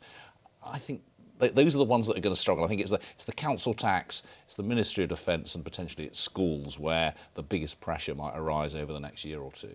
And just to sort of look back for a bit as well, how does that settlement for those departments, how does that compare to what we've seen before? In terms of, you know, they're going to be squeezed, some of them. To what extent? I mean, how will they feel this, if you like, compared to previous cuts that we've known about? Well, they have done well over the last couple of years in general. Rachel Reeves' Labour government came in and increased spending last year and this. And don't forget, actually, that Conservative government after 2019 also increased spending pretty significantly. But that does mean that this overall average spending increase, and on day-to-day spending, it confirms what we thought, which is 1.2% a year. In historic terms, that is very low. Outside of the austerity period in the sort of early 2010s, when those were significant negative numbers, relative to what we've seen since 2019 and relative to what we saw, you know, for decades before 2010, over the period from this year onwards, this looks pretty tight. And Henry, I mean, obviously choosing the NHS particularly, and also social and affordable housing, seen as a priority for this government. Is this about trying to really impact people's lives so that they notice a difference? I think it is, but I think you're right to say choosing, because Rachel Reeves used that word a lot, an awful lot in that speech, choice. She said these are Labour choices. And one of the political criticisms, including from within the Labour Party, that Rachel Reeves and Keir Starmer have faced in their first year in office, is that it's never really been quite clear, especially when they're doing unpopular things, whether their argument is that they're doing them because they have to, because of the economic circumstances, or because they want to, because they think they're the right thing to do. And I think we saw a bit of a change from Rachel Reeves today, basically saying, I choose to do some of these things. I choose, as you say, social housing over perhaps some other things. But it is worth noting, I mean, some of those priorities that she did choose, they're still heavily based on capital expenditure. So when it comes to people seeing a change in the near term, I think there still is, you know, a bit of sensitivity for a government there who knows that so many voters are desperate to see their day-to-day circumstances improve as soon as possible. And Faisal, the attack from Mel Stride from the Conservatives focused a lot on increased borrowing, because he is saying, yes, you are announcing all of these projects, these are lots of things that people might welcome, but he's saying that means tens of billions, hundreds of billions more in borrowing. Yeah, I mean, we knew about what the borrowing kind of profile would be, and this is the consequence of that. They've sort of divvied it up. There isn't new information on that borrowing. I suppose you could make a judgment that does this, as we were saying before she announced all this, does this add up to a plan that can help generate the growth that will then help, if not solve, certainly manage some of these difficult trade-offs. You know, that is the elixir here. That's what we've been missing. You know, so this is why she, as someone who has a long history in economics, has decided to focus on infrastructure spending. So you've seen a squeeze on the day-to-day, and you've seen a focus on infrastructure, and the hope would be that with this, and we're also going to get a 10-year infrastructure strategy later this month. She teased us on this Liverpool to Manchester Northern Powerhouse Rail. Just as a little side note, I definitely recall that being announced in the 2015 spending review by George Osborne, Northern Powerhouse Rail. So, and it's not even, as I said, on crayons on a map. You know, it just shows you when you're trying to generate the sorts of projects that in other countries. And I think it's important just to take a step back and think, how are these processes managed in other countries? How do they get to build these things much more quickly? How do they get them done? How can a chancellor, George Osborne, who's now, what is he doing these days? He's a journalist. He's doing lots of things. No, I didn't. He's definitely not a politician anymore. 10 years on, the same thing gets announced, and it's practically at the same stage. That goes to show why some people have raised their eyebrows, why we've had a low rate of growth. Can this deal with that? That is my question. I've got to read the whole document, obviously, to answer that fully. We'll let you do that at some point, you know, not now. I mean, are people right to be a little bit sceptical about whether these projects will get off the floor and get going? Well, as Faisal said, I mean, we have a history of doing things horrifically slowly and also horribly expensively. I mean, there is a separate line in here for HS2 still, because it's so big within the transport budget, despite being, I think by everybody's standards, a disaster. And not providing anything like it was intended to. I think the really important thing for the government, and again, they have done the right thing here. They have focused on capital spending, and they have said they're going to really make a difference to planning rules and so on. But they really, really, really need to focus on radical changes to the way that we plan these things, deliver these things, and to reduce the costs of doing that. It's great to see the promises here. It's politically difficult as well, because the benefit of this stuff will come almost certainly well after most of the cabinet are retired, and certainly well after the next election. Perhaps there are some younger members. This is a good moment to introduce Darren Jones, the Chief Secretary to the Treasury, who is quite young and who knows, could be around for a very long time. Subject to the good people of Bristol North West. Yes. Thank you for joining us. And we have lots of questions for you, as I'm sure you would know. Rachel Reeves said last week, not every department will get what it wants. So can you tell us which department hasn't got what it wants? Overall spending is, yes, going up, but because of the priority on the NHS, there are some that are going to be squeezed, aren't there? Everybody wanted more. They always do. I mean, I think that's just the nature of You've had to deal with spending them, review. Asking. I've negotiated this with all of them, yeah. But look, you'll have seen from the spending review that this is a significant increase in public spending on both day-to-day and capital spending. All of the departments, if you look at, you've probably been looking at these charts with the annual average rate of growth percentages.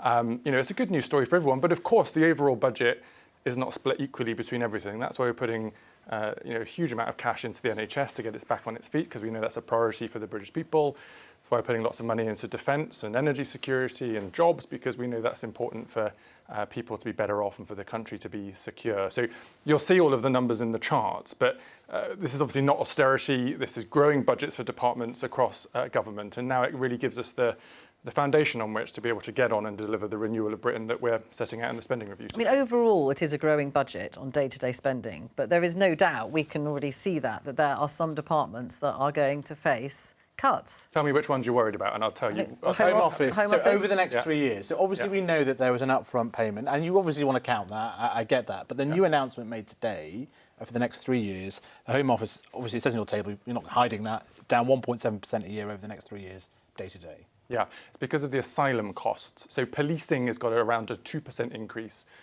in budgets for frontline policing, and the Border Security Command has a specific budget. But the asylum cost, paying for hotels for asylum seekers, waiting for a decision to be made, everyone knows we inherited this huge backlog from the last government, that has cost the taxpayer billions and billions of pounds. We're getting that down. So what if you don't get that down? Well, we are going to get it down. But it's proven very difficult to do, hasn't it? So if you don't manage to succeed, you're depending on that, are you? That's the agreement we've made with the Home Office. That's the government priority. The Chancellor said today we're going to get out of hotels for asylum seekers by the end of the hotel, and that's why the number's a little bit negative, because it's reducing a cost that everybody wants to stop spending money on. 5% down is quite a lot. 5% down almost business and trade, 2.7% a year on DEFRA, 5% a year on transport. That's quite pretty chunky stuff. Well, let's take transport as another example. In the COVID pandemic, people stopped travelling. After the COVID pandemic, not the same number of people didn't get back on the train, so the taxpayer was subsidising the railway companies to keep going. Passenger numbers are coming back up, and so the taxpayer subsidy is going down, and that's why you've got a negative number. So no rail fare impact. There's no hidden rail fare impact. No. This is reflecting the fact that rail subsidy is declining because the railways have to be able to run themselves as profitable organisations, which is what they're now going to be doing. Mel Stride, when he responded to Rachel Reeves, talked about the extra borrowing that there's going to be for capital, for projects. Yeah. Are you content with the extra borrowing, given, of course, that costs a lot of money, doesn't it, to borrow money? Yeah, look, government debt is expensive, particularly in the UK, which is why just borrowing more money for lots of other spending requests is not the right answer.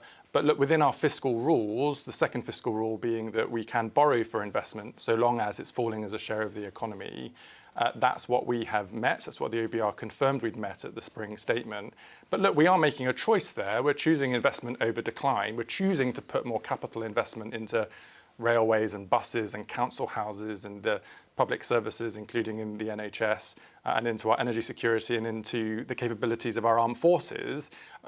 But that's the choice we're making because we think it's the right choice to choose investment over decline. But we are doing it within the boundaries of the fiscal rules that we set out at the budget and still on track to meet them.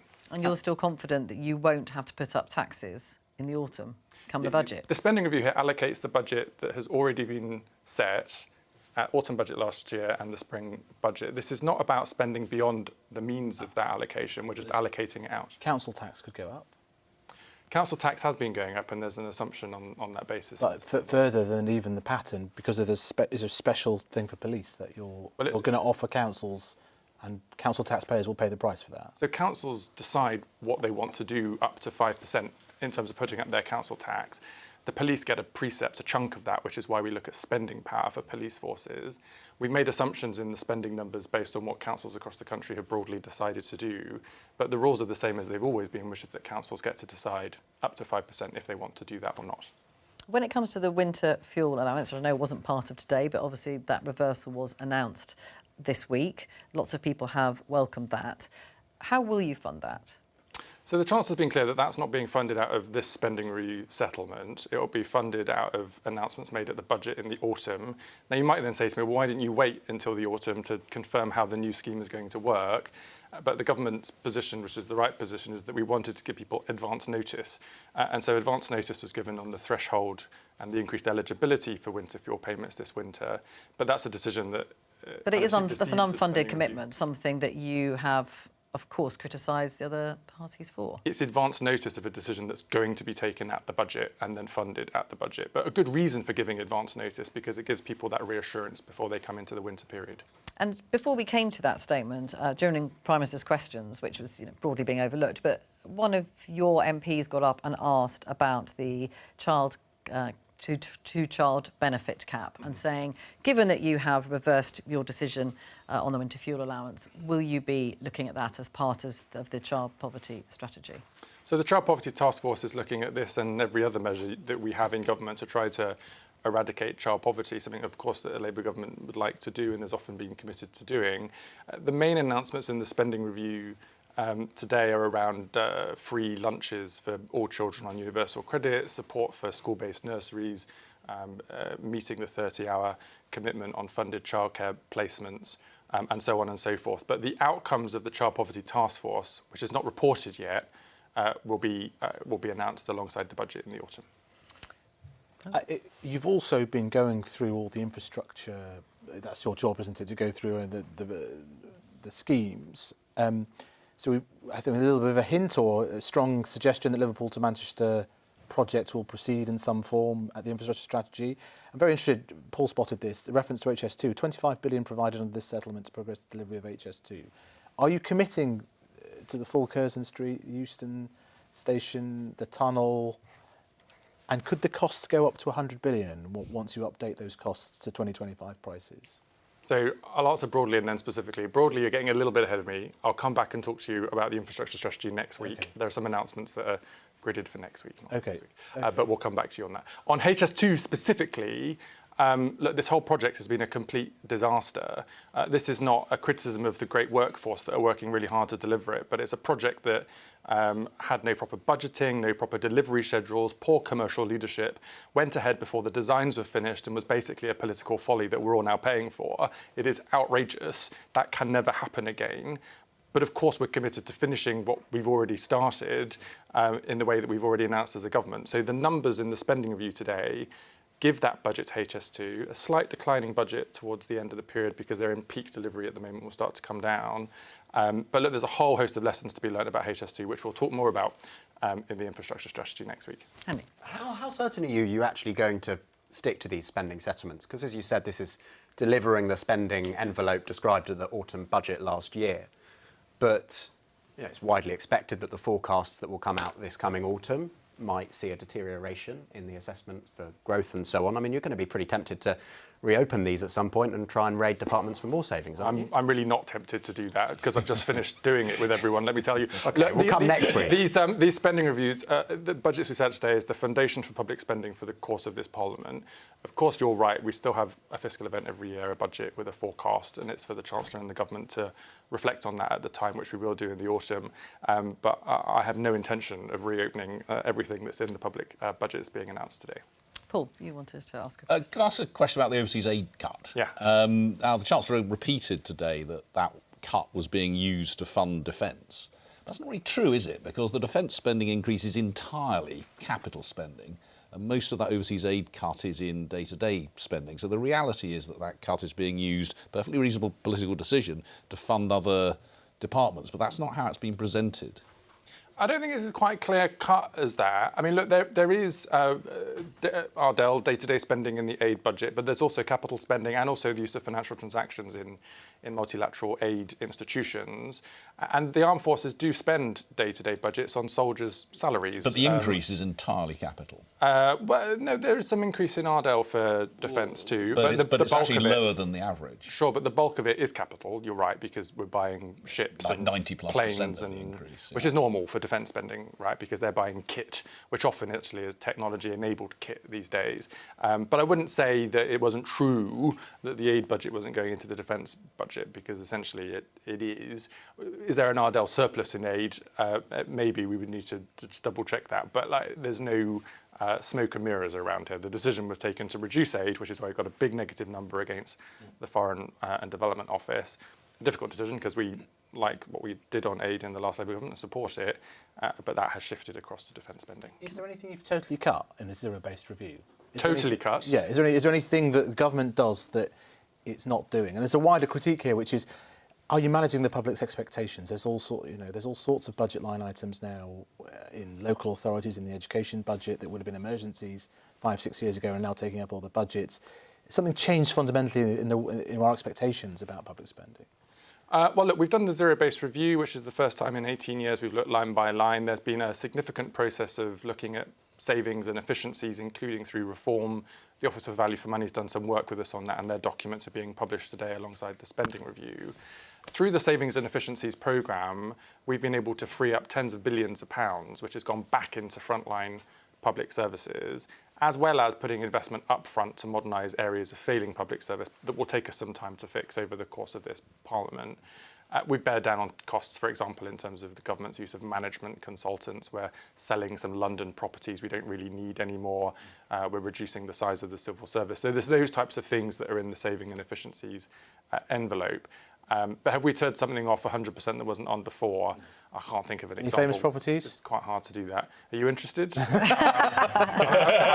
got a couple to flog you. I can give you a very good price if you're interested. Can I ask you to give a response to Sadiq Khan, the London mayor, who has given his comment on the spending review, saying that he's concerned that it's going to result in insufficient funding for the Met and fewer police officers?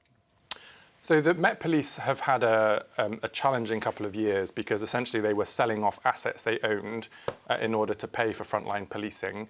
And obviously once you've sold the asset, you can't keep selling it. So they do have a structural challenge in the Met in particular.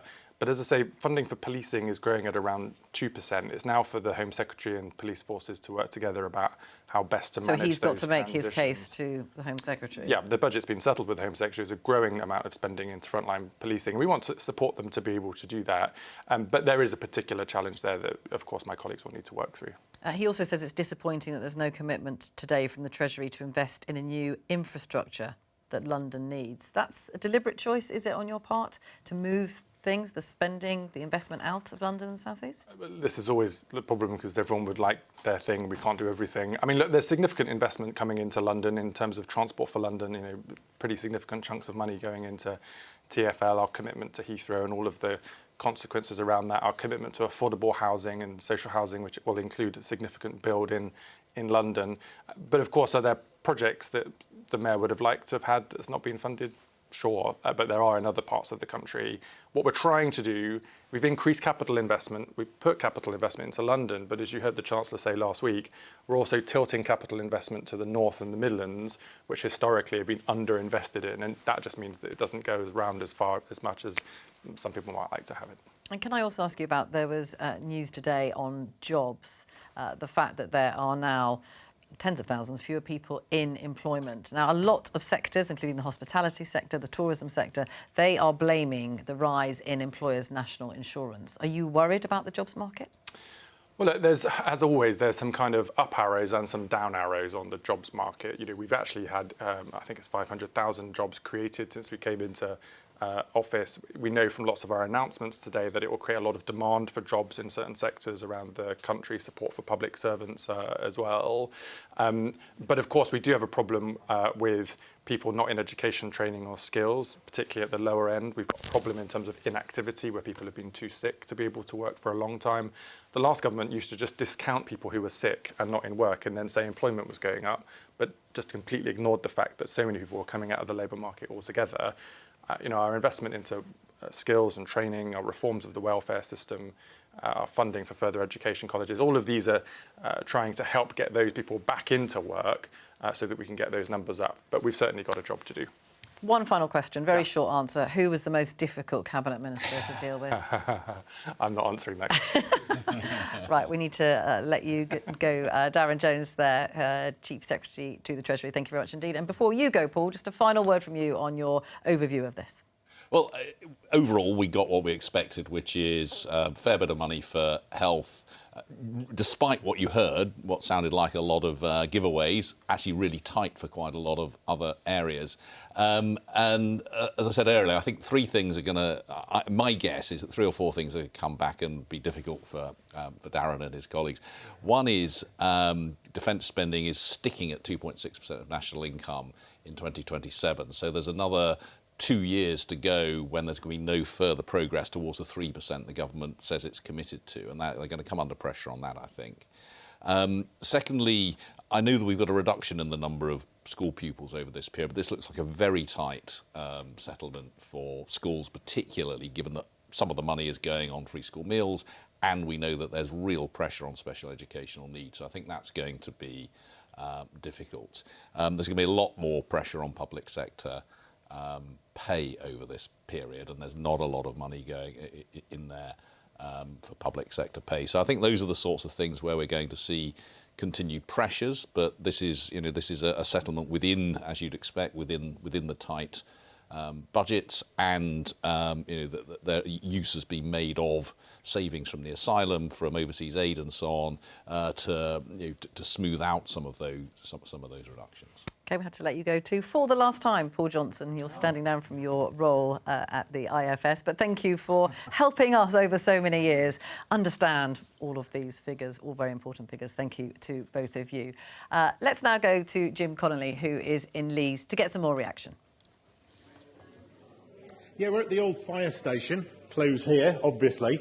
And this is a community centre now, and it helps a lot of people in an area where people genuinely suffer. There are 6 charities based out of here, so that gives you a scale of the problem that many people in the local area may be facing at the minute. There is obviously a very cheap joke that we're not going to make about where the axe has fallen today, but we're a serious programme, so we're going to have a serious chat with some people. Fran, you run this place.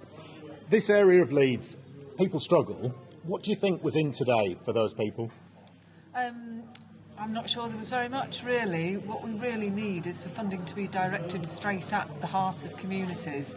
Things like community ownership of buildings and spaces, so that people at grassroots level can really use their own power and skills to help themselves. They know what to do and what needs doing. The funding needs to come right to us at the heart of communities. Does it sometimes feel like it takes a long time to filter down? So a big announcement today could take maybe a couple of years to filter down here? Completely, and the need is here and it's immediate, and I think also by the time it gets to us, lots of people have had a chomp at the pie, and the money is needed here for these people with this real lived experience of poverty and cost of living crisis and all the things that go hand in hand with that. Well, Fran, thanks ever so much for having us down here. We've got a panel of people who are joining us. They were with us earlier, some of the people, and we're going to get some reaction now. We've heard from the Chancellor to what has been said. Tasha, you're new to us, so introduce yourself to us. So my name is Tasha Brown, and I run the Black Health Initiative charity where we fight for better health outcomes for marginalised communities here in Leeds and West Yorkshire. So we've had announcements around increased investment in the NHS. I'm sure you think, is that a good thing? We don't know how to feel about it, to be honest. We're very anxious. We want to know how that's going to impact the work that we do here at Black Health Initiative. So I suppose it's just fingers crossed that we have a really good outcome for us in the third sector.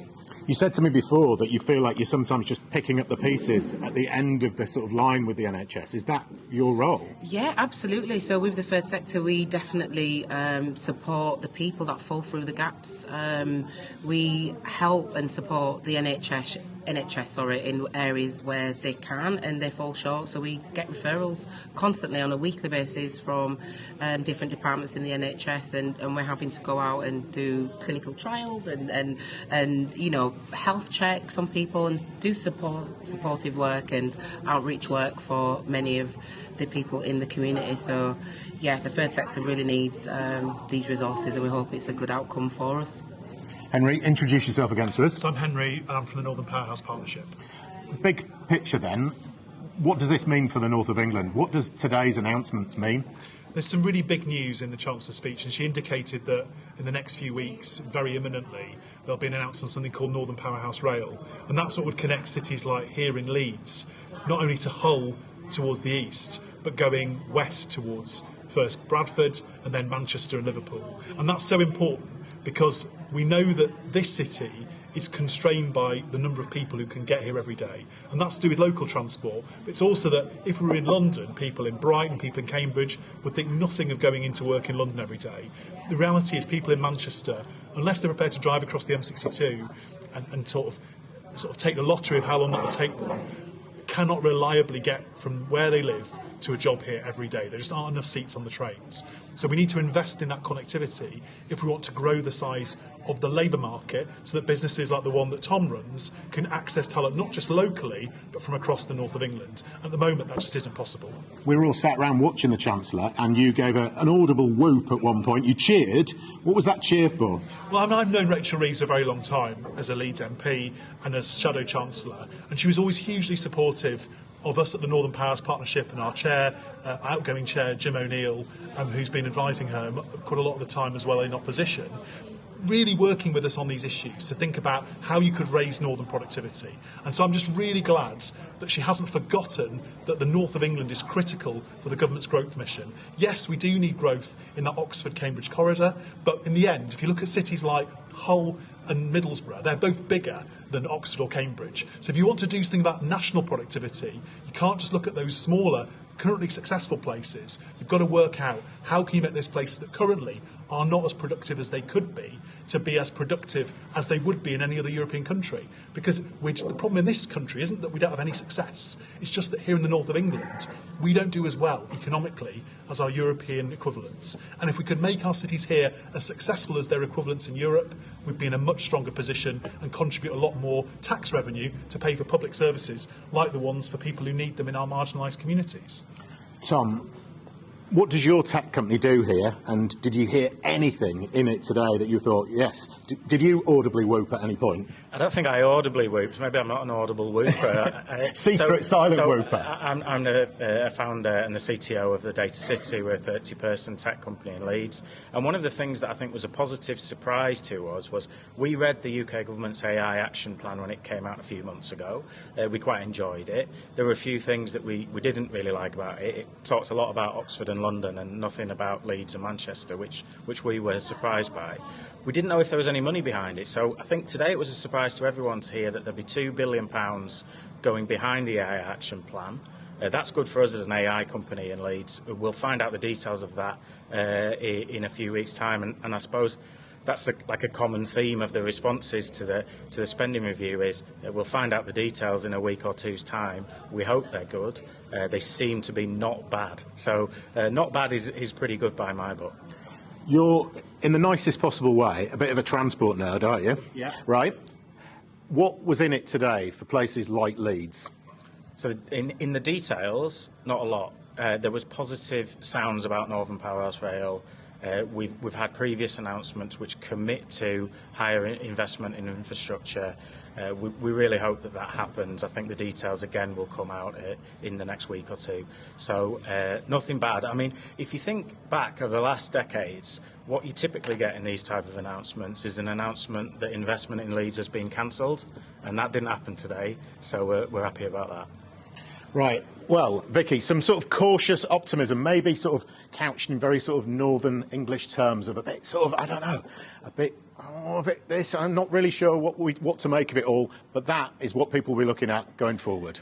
Oh, thank you very much, Jim. Or maybe it's the first time we've had a whoop of delight. I don't know. I mean, I don't know if that's ever happened before. Henry, thanks very much, Jim. What's your overview thought of where we are now? Because I think for people watching, you know, things are tight. There wasn't much money around.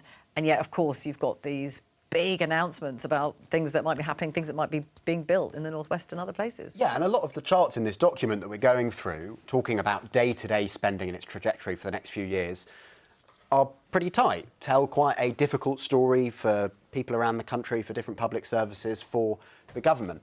That wasn't really the vibe of Rachel Reeves' speech at all, and that's because she was emphasising investment spending, capital spending.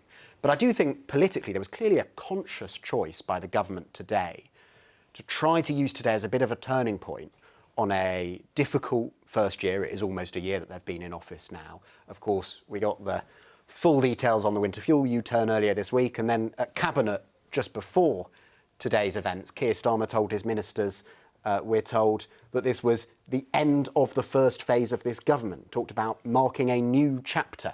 I just wonder, though, if the government might risk moving a bit early to that language, because when you look in the small print of day-to-day spending, the government risks describing a picture of optimism which just might feel a bit at odds with voters' experience of Britain for a little while yet. Yeah, and they were criticised a lot when they came in for being too gloomy, weren't they? That they were depressing everybody because they kept going on about how difficult things were. Maybe they're just trying to put that right. But I guess the problem is it does take a long time for these capital projects to start, you know, making a difference to people's lives. And I think the obvious point is, well, they have been in office for a year. If they're now going to come back and say, well, it takes a very, very long time to build a train line, or to build a hospital, like, did they really not know that these were their priorities a year ago coming into office? Did they have to go through this whole process of, like, all this foundation? You know, they know they have made some interesting choices. They have turned the infrastructure tap towards Midlands and the North, away from the South East. That's a potentially historic shift. They have decided to spend more on capital and move it away from departments. So there's some interesting strategic choices. Just worth noting, just with my economics hat on, just in terms of the background of the economy, you know, one of the sources of big instability has obviously been the trade war. It is worth noting that President Trump has just announced a deal has been done with China on trade, which is obviously good news in terms of that instability. And knock-on effects for and the knock-on effects for all of us. I think in their best reading of this, they would think we've signed these trade deals, we did get those Q1 growth figures, there are other figures that aren't going their way. They're now setting out a plan that they hope everyone can buy into. That's I think, where we are. Can they deliver on it? That's the question. Okay, let's turn now to Gareth Davies, who is Shadow Treasury Minister. Thanks for coming in to speak to us. We heard there from Jim in Leeds, whoops of delight that things were finally going to be getting built. I mean, your previous government promised a lot about levelling up and making sure that there was regeneration in lots of these parts of the country, and you never delivered on it. Well, we did have something called the global pandemic and a war in Ukraine, which did dominate the last parliament. Absolutely right. There was funding, significant funding actually, that was deployed around the country. We had 13 investment zones that were highly successful at generating new investment. We were second in the world for R&D investment. I could go on, but I thought they inherited a terrible situation, Labour. And yet today, as you've been describing, they were very upbeat about capital investment increasing. And so I'm a little confused as to what the narrative from Labour is. If the inheritance was so bad and they were trying to fill all these black holes, how on earth can they increase spending to such levels? Be in no doubt this is born out of higher borrowing, higher debt, and there will be higher taxes to pay as a result of this. but also the fact that... So you're against, just to be clear, you're against the extra borrowing and those capital spending announcements that they've made? I didn't say that, but we are continuing to see... That's implication, though, isn't it? Not at all. Let me explain. So they have spent billions of pounds on things they did not need to spend, not least the £30 billion surrender to Mauritius of the Chagos Islands, the £9 billion of pay increases, inflation-busting pay increases with no reform, no productivity gains in return. £8 billion for GB Energy, which is an energy company that apparently doesn't produce any energy at all. There are a series of announcements that this Chancellor has made, and I haven't even started to begin with the U-turns that this Chancellor is starting to make on winter fuel payments. So that's an extra £1 billion that she's going to have to find in the autumn through tax rises. If they cave to Labour MPs on two-child benefit cap, that's £3.5 billion extra a year. So be in no doubt, tax rises, further tax rises are coming, and this government has already increased them to record levels. But just to clarify, you are in favour of the projects she was announcing, but what, you would fund them differently? You wouldn't borrow to fund them, or are you against those anybody projects? that watched that short statement and took away any great detail? We will comb through the detail. She's going to spend an extra £100 billion on capital projects. That's the overall, and if you look at our record, we increase capital spending quite significantly too, and that's a good thing. We want that, but it's on the back of an economy that is suffering because of a lack of confidence owing to this government's increased taxes on business and talking down the country for 6 months into office. Sluggish growth that has been downgraded by every international body. Well, they point to the fact that there was higher growth in the first quarter. There was, but they inherited the fastest growth in the G7 when we left office, which was higher growth in that quarter. It is just a quarter, but I should mention the first quarter that they were in office, it was 0% growth. The second quarter they were in office, it was 0.1% growth. It's not exactly a great record on growth in the first year for a government that said its number one mission was growth. But you are right. I think where you're going is that we do need to increase growth in our economy. And if we can increase growth to substantial levels, and you can do that by investing in infrastructure through capital spending, then you don't have to borrow as much. But we have, we have a significant amount of debt and borrowing at very high costs because the Bank of England have kept interest rates. They have cut them a few times, but they were projected to cut them even more, and they haven't. They've kept them higher, which means that we, the British taxpayer, are paying more in debt interest today than we are on an entire defence budget. I don't think that's right. Yeah, but the taxpayer would also say that the tax burden was at a record high under your government, and the present government would argue that a lot of this is about clearing up the mess that you left, that public services were not in a good state, and lots of people watching this will have noticed that. So taxes did have to rise because we spent £400 billion, and we can debate whether we were too generous and we provided too much support through COVID, but that was £400 billion plus another £100 billion on the back of wholesale gas prices spiking because of the war in Ukraine, and we effectively paid 50% of energy bills during that period, a very difficult cost of living period. And we believe as Conservatives in paying down our debt so that you're not overpaying interest, so that you can spend it on other things like education, etc. So we did increase taxes, but we did get the economy into such a position where it was growing faster, and that enabled us in the last few months, in the last year of our time in office, to cut national insurance twice. And I'm pretty sure your viewers will remember that and notice that in their Yeah, but a lot of people will say that wasn't funded, was it? It was funded. The 4p cut in national insurance for employees. Do you regret doing that? We were delighted to be able to get the economy into a position where it's 2% inflation, it's 3.5% today. Could the country afford that at the time? Deficit in half, where we could cut taxes for people in work. If you cut taxes on people in work, that generates a stimulant to the economy. It says to the country, we value work, we want you to work. By the way, this was alongside a plan to reduce welfare by £12 billion. Labour have reduced it by £3 billion. We want them to go further.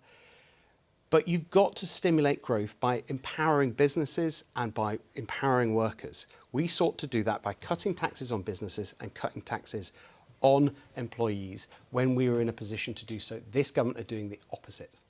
Can I just, isn't there a danger with being, and I understand why you do it, you're sort of engaged in a sort of basket case Britain narrative. The growth rate is what it was in Q1. It's been up and down. It's probably not caused by this government, and it's, you know, as is the fruits of it. You know, it doesn't really matter. But I'm really intrigued to know, like, on Monday, the Prime Minister had sat next to him, probably the most important businessman in the world right now, the Chief Executive of Nvidia, Jensen Huang, who said Britain was the envy of the world. Now, probably you guys can take some credit for some of that. And this government, I mean, doesn't that show, when you've got someone like that who controls the flow of the most important microchips in the world, a guy like that, doesn't that show, in fact, that you need to give some credit, maybe you should share some credit, for where things might go in the future? Because this is all about the future. The growth rates now are not impacted by any of these policies. This is what's the most heartbreaking situation about this government. We do have, in this country, an amazing investable opportunity for businesses around the world. John Gray of Blackstone, Jamie Dimon, he said the same when we were in office. If we were a basket case, they wouldn't be saying that. I think they still want to come here because, although a lot of people are leaving, by the way, because of the fundamentals of our country. And we have great universities, we have a common language, common law, great regulators. Yeah. I get. Do you feel a bit bad when you're talking stuff down so much? I mean, there is an opportunity. I'm talking in this Britain. Government down. I would never talk this country down. But the trade deals. Listen. But how much is that going to affect? Take one. Not a huge amount in terms of GDP. All. I mean, but let's be clear. Anything. Under the Conservatives, it was said that you couldn't do a deal with Europe like this and still do a deal with the Gulf and still do a deal with the rest of the world. They said it was impossible. They've literally disproved. You know, maybe they're not the best believers in Brexit. You guys were, and you didn't manage to sort of sew the thread through the eye of that needle. Well, we signed trade agreements all over the world, not least entering CPTPP, which is 13% of the global GDP, some of the fastest economies of the world. So it's not true to say that we didn't sign trade agreements. We signed lots of them, and Kemi Badenoch, by the way, was the one to do it. I have one more question for you. Yesterday, I had Kevin Hollenrake sitting in that seat, who apologised, said sorry for Liz Truss's mini-budget. Would you like to say sorry? I mean, this is a great thing. I know the BBC are really pushing this at the moment to you know, it does, I'm afraid, distract away from the issues. No, I didn't push him. He was very happy to apologise. Yeah, no, I'm not happy to apologise. I'll apologise for that when Rachel Reeves apologises for the millions of people that had their winter fuel payments withdrawn. I think every government has issues. We certainly had an issue with Liz Truss, but that was many years ago. We have moved on. We lost an election on the back of it. Right now, Labour are pushing pensioners into poverty. They are taxing businesses so that they can't hire anybody. The growth has been downgraded. Inflation is up. Unemployment is up. And unfortunately, unfortunately, that is what people are really worried about right now. OK, Gareth Davis, thank you very much for joining us. And Henry, if I could just come to you, more about the mood of Labour MPs, actually, because listening to that, you know, it did sound positive, didn't it? It sounded positive about the economy. There's been the reversal on the winter fuel allowance. It was interesting that Richard Bergen, from the left of the party during Prime Minister's questions, got up and said, could you now look at the two-child benefit cap? Is that going to be an issue now, do you think, for the Chancellor? Yes, although it does seem on the two-child benefit cap fairly inevitable that come the autumn the government is going to abolish it. I mean, they've definitely allowed the idea to fester that they are going to do so. I think what's going to be a more immediate issue for this government and its handling of its own backbenchers, indeed actually some frontbenchers, is welfare. We are expecting finally a vote on the welfare cuts that were announced by the government back in the spring. It probably is still the spring, isn't it? Anyway, a little earlier in the spring. We're finally expecting that vote to come in the next few weeks. There are a lot of There has to be a Commons vote on that, There has to be a vote. Yeah. That was actually, I think, part of the dynamic between the government and the Office for Budget Responsibility when they were trying to persuade the Office for Budget Responsibility they really could trust them that they were going to save billions of pounds from the welfare budget. That vote is still looking pretty dicey for the government. And I think the interesting... Which is incredible. They've got a massive majority, haven't they? Well, OK, there's different versions of diciness. Is the government actually going to lose that vote? Almost certainly not. The majority is enormous. But there are sizes of rebellion which no government, however big its majority, will be willing to wear because it just looks terrible. And I think what's really interesting about the winter fuel reversal that we saw finally complete on Monday is that you are not seeing, at least in among the MPs I've spoken to so far, you're not seeing Labour MPs say, well, fair play to Rachel Reeves. She noticed our problem with that, and we've got a lot of goodwill towards her now, so we're going to back away from our campaign on welfare reform. They're saying, well, with a bit of pressure, she'll fold. Yeah. And that, I think, is now the dynamic playing out within the Labour Party. And it's quite a dangerous dynamic for, I mean, a lot of governments get to a position like that eventually. They haven't been in office for even a full year yet. So I think it is one to really watch for over the next few weeks, as well received as today will have been, I think, in the chamber. The PM sounded quite robust on that in PMQs, didn't he? Yeah. He didn't sound like from the Richard Burton he question. has to. He has to, because it's a massive chunk of the budget. That's the distinction with winter fuel. Yeah. I mean, one of the criticisms that Labour MPs made of winter fuel originally was all that political capital for, what, £1.5 billion? Yeah. And obviously it's dramatically less now, and all the political capital's been expended. Welfare reform, this government really does need to save the amount of money it says it's going to save in order to make these books balanced. It's a huge amount of money, isn't it? It's a huge amount of money. And also, I think Keir Starmer has made clear that he really does also believe in it as a moral question for the party of work, the Labour Party, that he believes there are too many people out of work who ought not to be. The problem is, a lot of his own MPs aren't quite in the same place. There's another challenge here, which is I think that there are a number of long-term issues that will crystallise in this Parliament. Where I haven't read the whole document yet, but I don't think they're mentioned. A couple of big ones. So, for example, they're going to lose if the plans on electric vehicles. Nerdy subject, but this really matters. If the electric vehicles happen, you lose the vehicle excise duty, $30 billion a year.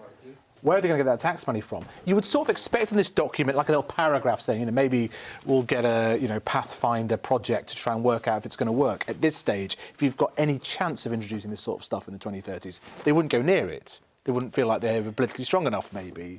Well, that's one of the interesting things after winter fuel, isn't it? Is that this government dared to touch a third rail that so many previous governments would have, with their massive majority, they thought maybe we can actually grapple with a question that other governments have looked at. I don't think they'll necessarily be eager to rush into grappling with others soon, like road pricing. Let's have a little reminder of what Rachel Reeves announced in that spending review. Big focus on the NHS. Day-to-day spending will be up 3% a year. 13,000 additional police staff. 2.6% of GDP will go on defence by 2027. £4.5 billion more a year being put aside for the core schools budget. £39 billion for affordable and social housing. She also announced £52 billion for Scotland, £20 billion for Northern Ireland, £23 billion for Wales, £280 million for the new Border Security Command, and £1.2 billion a year for training and apprenticeships. Well, I'd like to say I'm joined now by the leader of the Liberal Democrats, Sir Ed Davey. First of all, your reaction to what you heard. Presumably capital expenditure, lots of projects there, which presumably you back? Well, look at the details. I mean, overall, I think the Chancellor was right to make the point to start off with that the Conservatives had left the public finances in a mess, left a black hole. Our real worry, as we heard her, is she's going to leave a black hole in social care funding. And that's critical for their strategy. They're saying they're going to put right the NHS. They put a lot of money into that, and we absolutely welcome that. That's what we had been arguing for. But we'd also said that you could end up wasting a lot of that money if you don't ensure that family carers and social care is also invested in. And they have no answer on that at the moment. So you didn't hear anything there on social care that you... Almost nothing. They talked about the fair pay agreement. We've heard that before. And then they resorted to the Louise Casey Commission, which isn't going to report for 3 years, and they've said won't be implemented till middle of the next decade. So it's real worry that they still haven't grasped this essential thing and you can't fix the NHS unless you fix care. So we're going to be holding them to account on that. In terms of other areas, I mean, clearly defence spending increases are welcome, some of the capital that you mentioned. But Would you like to see that go to 3%? Defence spending? We've said that there should be a cross-party consensus and an agreement, a meeting, a discussion to try to get it to 3% quicker than they currently plan. And to work out how you pay for that. Exactly. That's why I think that's going to have to be cross-party. When we started looking at the details, and it was very early days, we're really worried about local government. I think that could be really hit in this settlement. And given local councils are on the brink of bankruptcy all around the country, I think that is really worrying. I think the police settlement looks like it's going to be tough to tackle the crime that we all know is out there, and certainly to deliver on what Labour promised. And then I'm worried about rural communities. DEFRA's budgets have got a hit as well. So we'll study the detail, but the big picture is they won't be able to deliver on NHS without social care. They would argue, weren't they, that they have to make difficult choices, as you agree with them, that you think the Conservatives left the public finances in a bad way. You have sat on the front benches in coalition where you've seen difficult choices having to be made, including huge cuts to local government. And many would argue that actually that's part of the problem that we're seeing now feeding through. Well, there are always difficult choices. I wouldn't want to shy from that. But let's give you one difficult choice that I think they've just got wrong: the increase in national insurance for employers, which is hitting lots of small businesses, I think dragging back growth, hitting lots of health providers who aren't protected by it. We had argued to raise the money that we do need for the NHS in different ways. So we talked about taking bank taxes back to what they were in 2016. That would raise £4.4 billion a year. We talked about quadrupling the digital services tax. I know Donald Trump won't like it, but who cares? I think social media giants should be paying more. We talked, for example, that there should be a gambling tax. I mean, the gambling industry, online gambling industry, is making huge profits. We reckon there's a nearly £1 billion you can get from there. So we've put forward, unlike any other party, an alternative costed agenda for delivering health and care spending without some of the, I think, growth-hitting policies that they've adopted, like the jobs tax. But the IFS does say that actually there are consequences to those taxes that you are suggesting, that actually in the end, that raising of taxes does get fed through to the consumer. You make it sound like as if it won't be, because they're just the big media giants. But there may be the impact on banks and on social media giants. Of course, there would be. But compared to the impact on our economy, on millions of little businesses, small and medium-sized businesses, the impact on their employees as well, because all the evidence shows it passed through to less employment and lower wages. I think it's such a bad tax policy, and I think ours is a much better approach, a much fairer approach, and it would ensure that social care investment was there. How confident you would raise the money that you need to? We're really confident. And let me give you another thing we do to raise the money, and that is really push up growth. So we have argued, as you know, that the UK should have a new customs union with the EU. Frontier Economics reckon that in the longer term that would raise public finances by £25 billion because it would have such a positive impact on growth. And that fundamentally is where the Chancellor's getting it wrong, just like the Conservatives did. That involves going back into the customs union? Well, creating a new one, actually. You wouldn't be the same one because we wouldn't be part of the European Union in it. But the European Union has customs union agreements with other countries that are outside the EU. That's what we're arguing for. And actually, our proposal through that would mean a closer trading relationship with the EU than even the Frontier Economics analysis shows.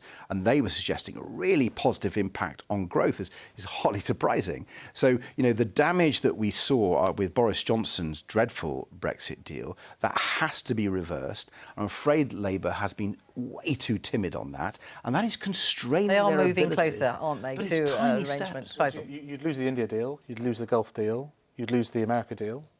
Are you sure about that? I understand why you might have said that, but they've now managed to sign these other deals that are helping in the current circumstance. Well, you talk about the trade freedom, allegedly, that we've had after Not allegedly. Brexit. You wouldn't have got the deal with Trump. It's only worth having if you actually get really good benefits from it. Right. All the trade deals that the Tories signed were either rollover deals or the Australia and New Zealand deal, which we think were not really good for our country. Then you mentioned the three you've talked about. The India one is not bad, but it's actually relatively modest. And in the EU, you could have got a better deal. I know, because when I was trade minister... They haven't got a deal with Hold on. When I was a trade minister, I was negotiating with the EU for a trade deal with India. The people who prevented it happening were the Conservatives. And if we'd had that trade deal in the EU, we'd be having far bigger benefits with our trade with India than is on the table with Keir Starmer's trade agreement. So I'm afraid if you get into the customs union again, not only do you get a huge benefit from increasing our trade with our nearest partners, and that's, by the way, way bigger benefit than you get from the trade deals you've mentioned, but you could also negotiate better deals with India. And you may want to mention the US trade deal. I think that's a dreadful trade deal, really. Good for the steel industry. Well, we're no Car industry potentially. Hold on, we're no better. In fact, we're worse off than we were this January. So lauding that trade deal is giving in to Donald Trump. Other countries are worse off than we are. But if we were in the EU, I think we could negotiate. This is really important. If we were in the EU customs union, within that customs union, we could support the EU in negotiations. I think we could get a better deal as a result of that because we have more firepower. There are various areas where you support government spending or would like them to spend more. One of the big ways the government plans to raise money is welfare cuts. There's going to be a vote on that in the House of Commons probably later this month. You've got quite a lot of MPs now. What are you going to tell them to do in that vote?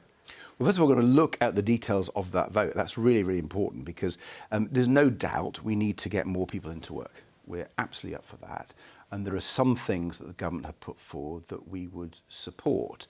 So there's the Try First proposal, where you go into work and you don't lose your benefits, and if that works out, then you do come off benefits. Those are the sorts of reforms that actually make perfect sense, and we've argued, because we do want to get more people off benefits into work. But the cuts to personal independence However, payments. when you look at some of the PIP proposals, they will actually leave some people really badly off. Let me take one example that I've talked a lot about and asked the Prime Minister about, and that's carers. I've got an example of someone whose loved one they're looking after, they're not able to work, they'd never be able to go back into the labour market, they're going to lose their PIP, and because carers allowance, which this person claims because they're need to be full-time care for the loved one, they lose that as well. The total loss under this government's proposals to that family will be £12,000. We will oppose that. What about the broader bringing down of the welfare bill, though? Do you think, because lots of people are saying it's not sustainable in the way that it's due to go up, are there any cuts that you do think should be made? Well, the question is, how do you reduce the welfare bill? It is absolutely essential we get people back to work. But, you know, take the carers allowance again. If you reform that properly, you would get rid of the disincentive to work that's in there. So I know loads of carers. I would argue there's tens of thousands, if not hundreds of thousands of carers who would like to work more, but the carers allowance system penalises them, and therefore they don't do as much work as they could do. Now, that's crazy. Let's get rid of the disincentives in the system that prevent people balancing work and care. That would be quite a big one. I also agree with the proposal from the government that you can try the work first before you lose your benefits, and that then encourages more people back to work. There's 101 things you could do to reduce the welfare budget. The PIP proposal raises a large chunk of the money that the government plans to then use on spending in areas that you want them to spend There's not money. one PIP proposal. The PIP proposal has several elements to it. Some are utterly unacceptable, as I've made clear. We will look and debate the others. But Charlie Mayfield, who used to be the CEO of John Lewis, he's doing a major review into how we get people back to work. He's coming up with some exciting proposals. It's commissioned by the government, by the way, but I think that is where to go. There's real opportunities to cut the welfare bill and get people back into work, which will really boost the economy and, by the way, therefore generate more tax revenues. So there is a debate on here, but we've got to get it right. Thank you. Sarah Davey, thank you for joining us here in the studio today with your reaction to the spending review. And Henry, talking about that welfare budget, I mean, that wasn't part of today's announcement, but as you say, it does loom large, doesn't it, over what's going to happen in the next few months? Yeah, very much so, because I think part of the political backdrop for today is that Rachel Reeves, for years, has had an unassailable position within the Labour Party, including with her colleagues, in terms of her ability to set the Labour Party's economic strategy and the way it approaches a sort of political economy. She's now the Chancellor, and that position is, shall we say, not unassailable. I mean, I'm really struck by the breadth, the ideological breadth of Labour people who will privately question her approach to the economy or indeed her long-term future as Chancellor. Now, that might be a bit overwrought on their part, but what I'm saying is that in the next few weeks you are going to see another really big test of another really big call, a big choice, as she'd probably put it, that she made. And it is going to be very interesting, the verdict that is returned, especially by her own MPs. And you have to think of the origin story of that welfare cut. It came because of an in-year change in the forecast, which was largely driven by a global change in the Treasury yields, and so they had to come back and find more cuts to welfare. Now, we don't quite know what direction it's going to go in by the time of the budget. But actually, the IMF, for example, suggested, maybe you should only do this once a year. You can't be just coming back every 6 months, every time, Donald Trump makes an announcement on tariffs. They don't do it like that, do they? Yeah. The Treasury sort of pushed back against it, but it's because actually, here's the problem. If it goes in the other direction and you want to cash in the goodies at some point in the future, nice to be able to do that. You want to be able to have that freedom. So that's why they might not do it. But this cut that we're talking about was the direct result of the way in which her fiscal rules actually manifested themselves in policy terms. And so it's interesting, that's really interesting. And if you stack this up now, if you have, I think the billion on a winter fuel allowance, it's manageable. You say you could deal with that in the budget. You add in this, if his intelligence is right, I'm not going to doubt it, if it's the full thing, that's three and a half billion. I mean, there are other sort of middle way changes you could do, 3-child. And then on top of that, there are other reforms where they may get the taste for the forcing the U-turn. These things tend to be quite viral, doesn't it? Yeah, I think that's right. It's an authority question. Let's get some more political reaction now. I am joined from College Green by Stephen Flynn, who is the Westminster leader of the SNP, and by Adrian Ramsey, the Green Party co-leader. Hello to both of you. Stephen, if I could come to you first. What's your reaction to what the Chancellor had to say? There was quite a lot of mention of Scotland and some of the things that will be some of the investment that is coming your way. You must be pleased. Yeah, I mean, she's trying to steal my thunder by being so talkative about Scotland, my favourite topic, of course. Look, I think if you're a family right now who are struggling under the cost of living crisis with massive energy bills, or you're a disabled person who knows that their personal independence payments are going to be cut, or you're a business who's watching this knowing that you can't employ staff because of the national insurance increase that has crippled your ability to grow as well, you'll be listening to the Chancellor telling you that everything is fantastic and thinking she's living in an absolutely different world to you. And they'd probably be right to think that, because whilst Rachel Reeves has made a big play of capital investment here when it comes to day-to-day spending across many of her government departments that she's responsible for, there's going to be cuts. There's either going to be cuts or there's going to have to be tax rises later in the year, and that remains to be seen. So you would like to see her spending more, and if so, how would you fund that? Well, of course, if you're looking at the NHS, for instance, if I've picked the Chancellor up correctly, I think she said there's a 3% year-on-year increase. In comparison to what's came in the past under previous Labour governments, that's significantly smaller. Now, I'm quite open about the fact that I think the government should be looking at the likes of income tax, but what it should be doing is looking for growth, and it gets growth through migration, gets growth through more people of working age in the economy, and it gets growth by closer alignment to the European Union. We've edged towards that final point, but we've not quite got there in the way that I would like to see. So growth's important, but this budget doesn't appear to outline how that is going to happen, how she is going to be able to meet the expectations of a public which wanted change, but up till now has been let down. I mean, you have the ability, don't you, as the Scottish Government, to raise taxes. Would you go further and do that? Well, of course, in Scotland we have a progressive taxation system at the moment, which allows us, I think it's another £1.5 billion of revenue to spend on the NHS, something which is opposed by opposition parties in Holyrood. If that was replicated by Rachel Reeves, you'd be talking tens of billions of pounds. I think it's about £17 billion, actually, if I recall correctly, that she would have available to her to spend on the priorities of the public, which is ultimately right now about dealing with the cost of living crisis, making sure energy bills are coming down and making sure that businesses can do what they can to grow the economy. She's been a barrier to that up to now, and I'm afraid that from listening to that today, there isn't any change in that regard.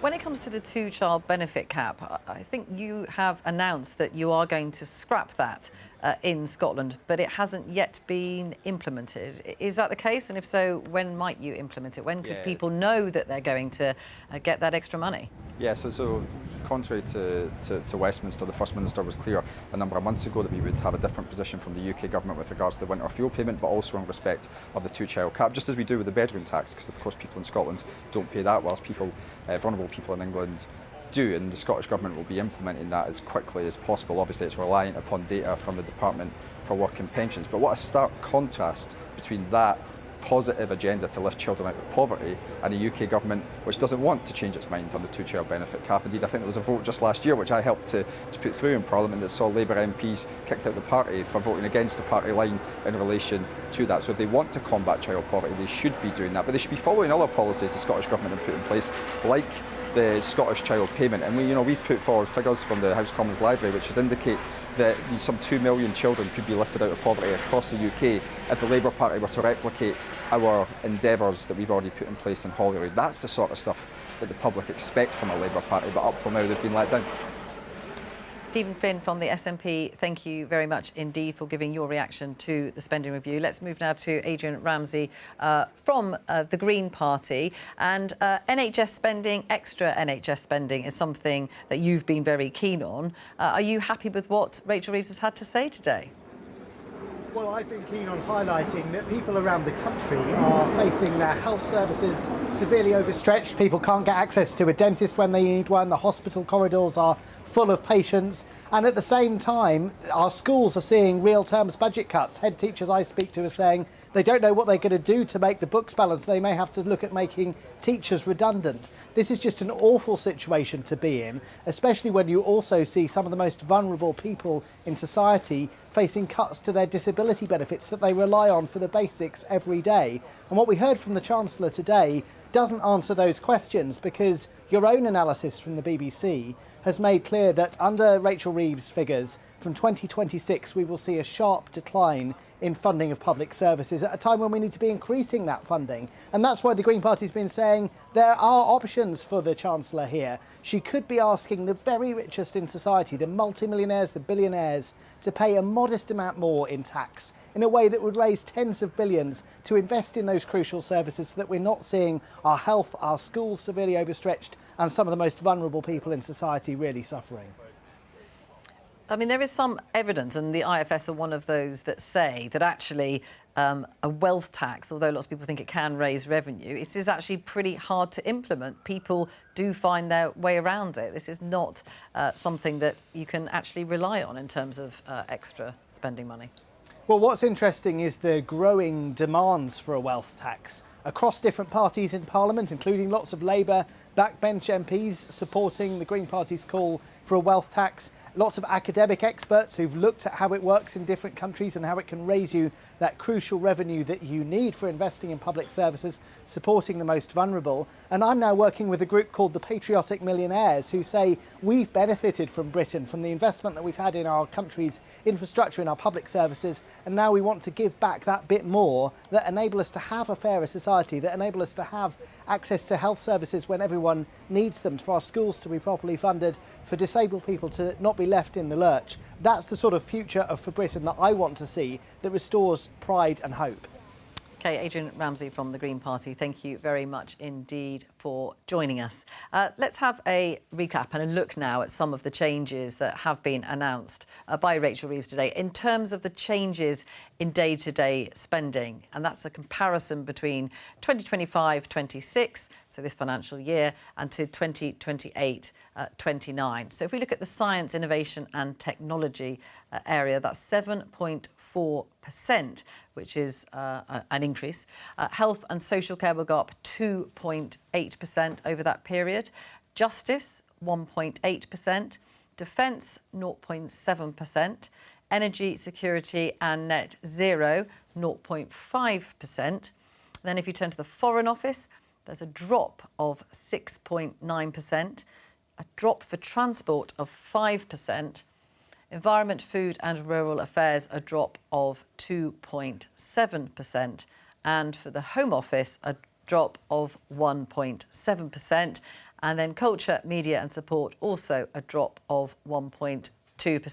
So, Faisal, if we look at those, that does demonstrate, doesn't it, how the fact that the NHS is getting more, that there is a squeeze there for other departments. Now, some of them look quite striking. So the Foreign Office, that looks huge. That's partly, is it, to do with the overseas aid budget? That is the overseas aid budget coming down, because it's now the Foreign, Commonwealth and Development Office. We put all of those numbers to Darren Jones, and he sort of, I think the key one was the Home Office coming down 1.7%. He said, and obviously we've just got to help, these numbers haven't been checked by the ABR, and so we have to sort of unpack them and unpick them a bit. And he said that was explained by the fact that they just won't be using the asylum hotels, and that's the cost saving. That's also a policy. It is a lot of money, isn't it? It's the policy they want to lean into. So they have a sort of explanation for each of the bits here. Let me just tell you what that number is very specifically. It's the current day-to-day spending over the next 3 years.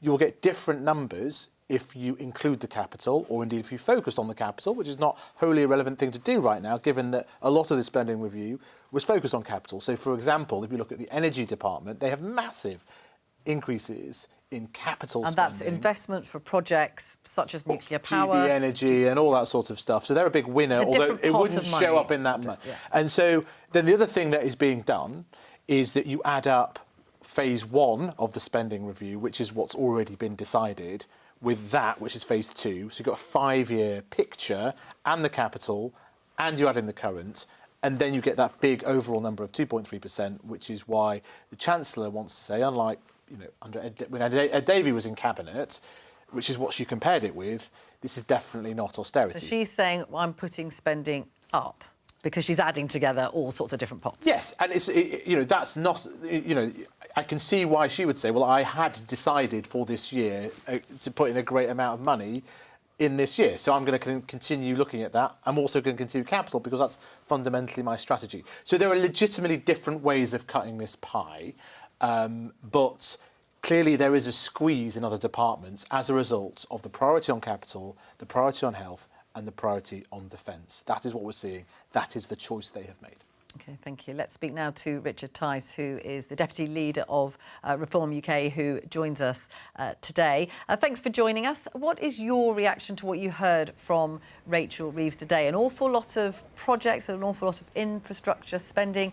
Is that something that you welcome? Well, what we've heard from the Chancellor is an absolute splurge of spending that I fear much of it will be wasted on pay settlements with no productivity requirements, tens of billions on daft projects like carbon capture that nobody thinks works. There's no proof that it makes any difference whatsoever. And I'm already seeing this all over the place. So when I challenged the Chancellor in the Chamber, I did actually give her some good news. In the 10 councils that Reform are already controlling and running, we're identifying savings of tens of millions of pounds already on running costs and on capital costs.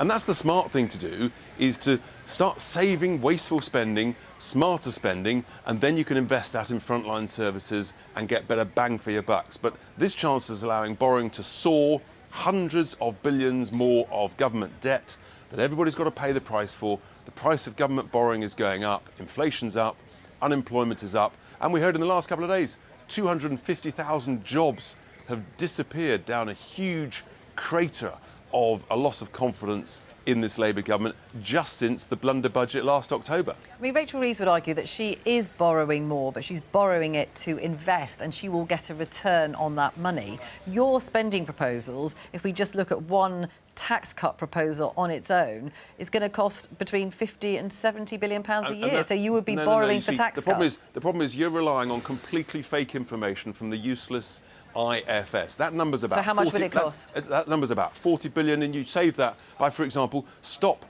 paying voluntary interest in the Bank of England to enrich city institutions on the printed money, the quantitative easing. Stop doing quantitative tightening. I've written to the Governor of the Bank of England. That there can are save some who think that won't work. No, the other central banks are not doing this. It is negligent of our central bank to be doing this. If you scrap net stupid zero, you save tens of billions every single year. But a lot of that is private sector. No, but that's an important point. You do talk about this a lot. I do. That saving, a lot of the spending on net zero is from private individuals and the private sector. That's not government money.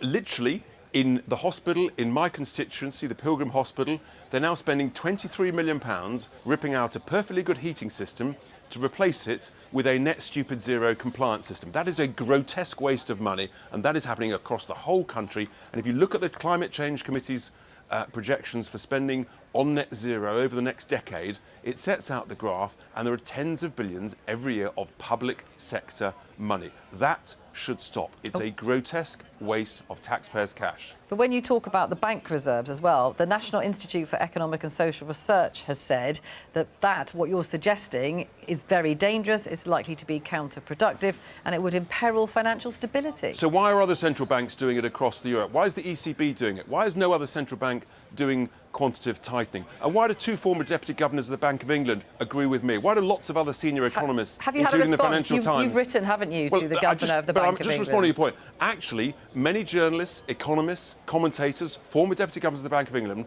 agree with me. Tice is right on the principle. You can negotiate about the quantum, but I'm negotiating on behalf of the taxpayer. I think the sum should be 0. Stop enriching city bankers, and then you can invest it on the front line in healthcare and the like, for example. And yes, so I've written to the governor of the Bank of England. I'm looking forward to a response. It's only Wednesday. No doubt he'll be thinking about it. I'm looking forward to hearing from them. Would you say that your party is now a big state party? You have said that you want to see, for example, and you've seen that you welcome the reversal of the winter fuel allowance cut. Do you think the state should be doing more or less? We want a smart state. So we want to motivate work. We want to motivate risk-taking, deregulate, so have smart regulations, not massive daft regulations. And that's how you get growth. You can't tax your way out of a crisis, as this Chancellor thinks you can do. No, you've got to grow your way out of a crisis. The tragedy at the moment is entrepreneurs, business owners, risk takers, they're fleeing the country. They've had enough. It's not worth it in this country under this disastrous Labour regime. Richard, hello. Faisal Islam here, BBC Economics Editor.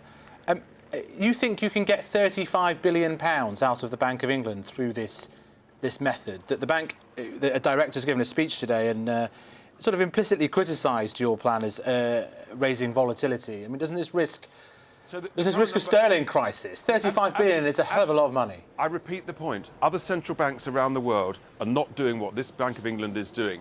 And guess what? They're doing fine. They're not doing quantitative tightening. The number now, because interest rates have fallen, because they've stupidly done some quantitative tightening, imposing tens of billions of losses already on the taxpayer, the number now is about 25, 26 billion pounds.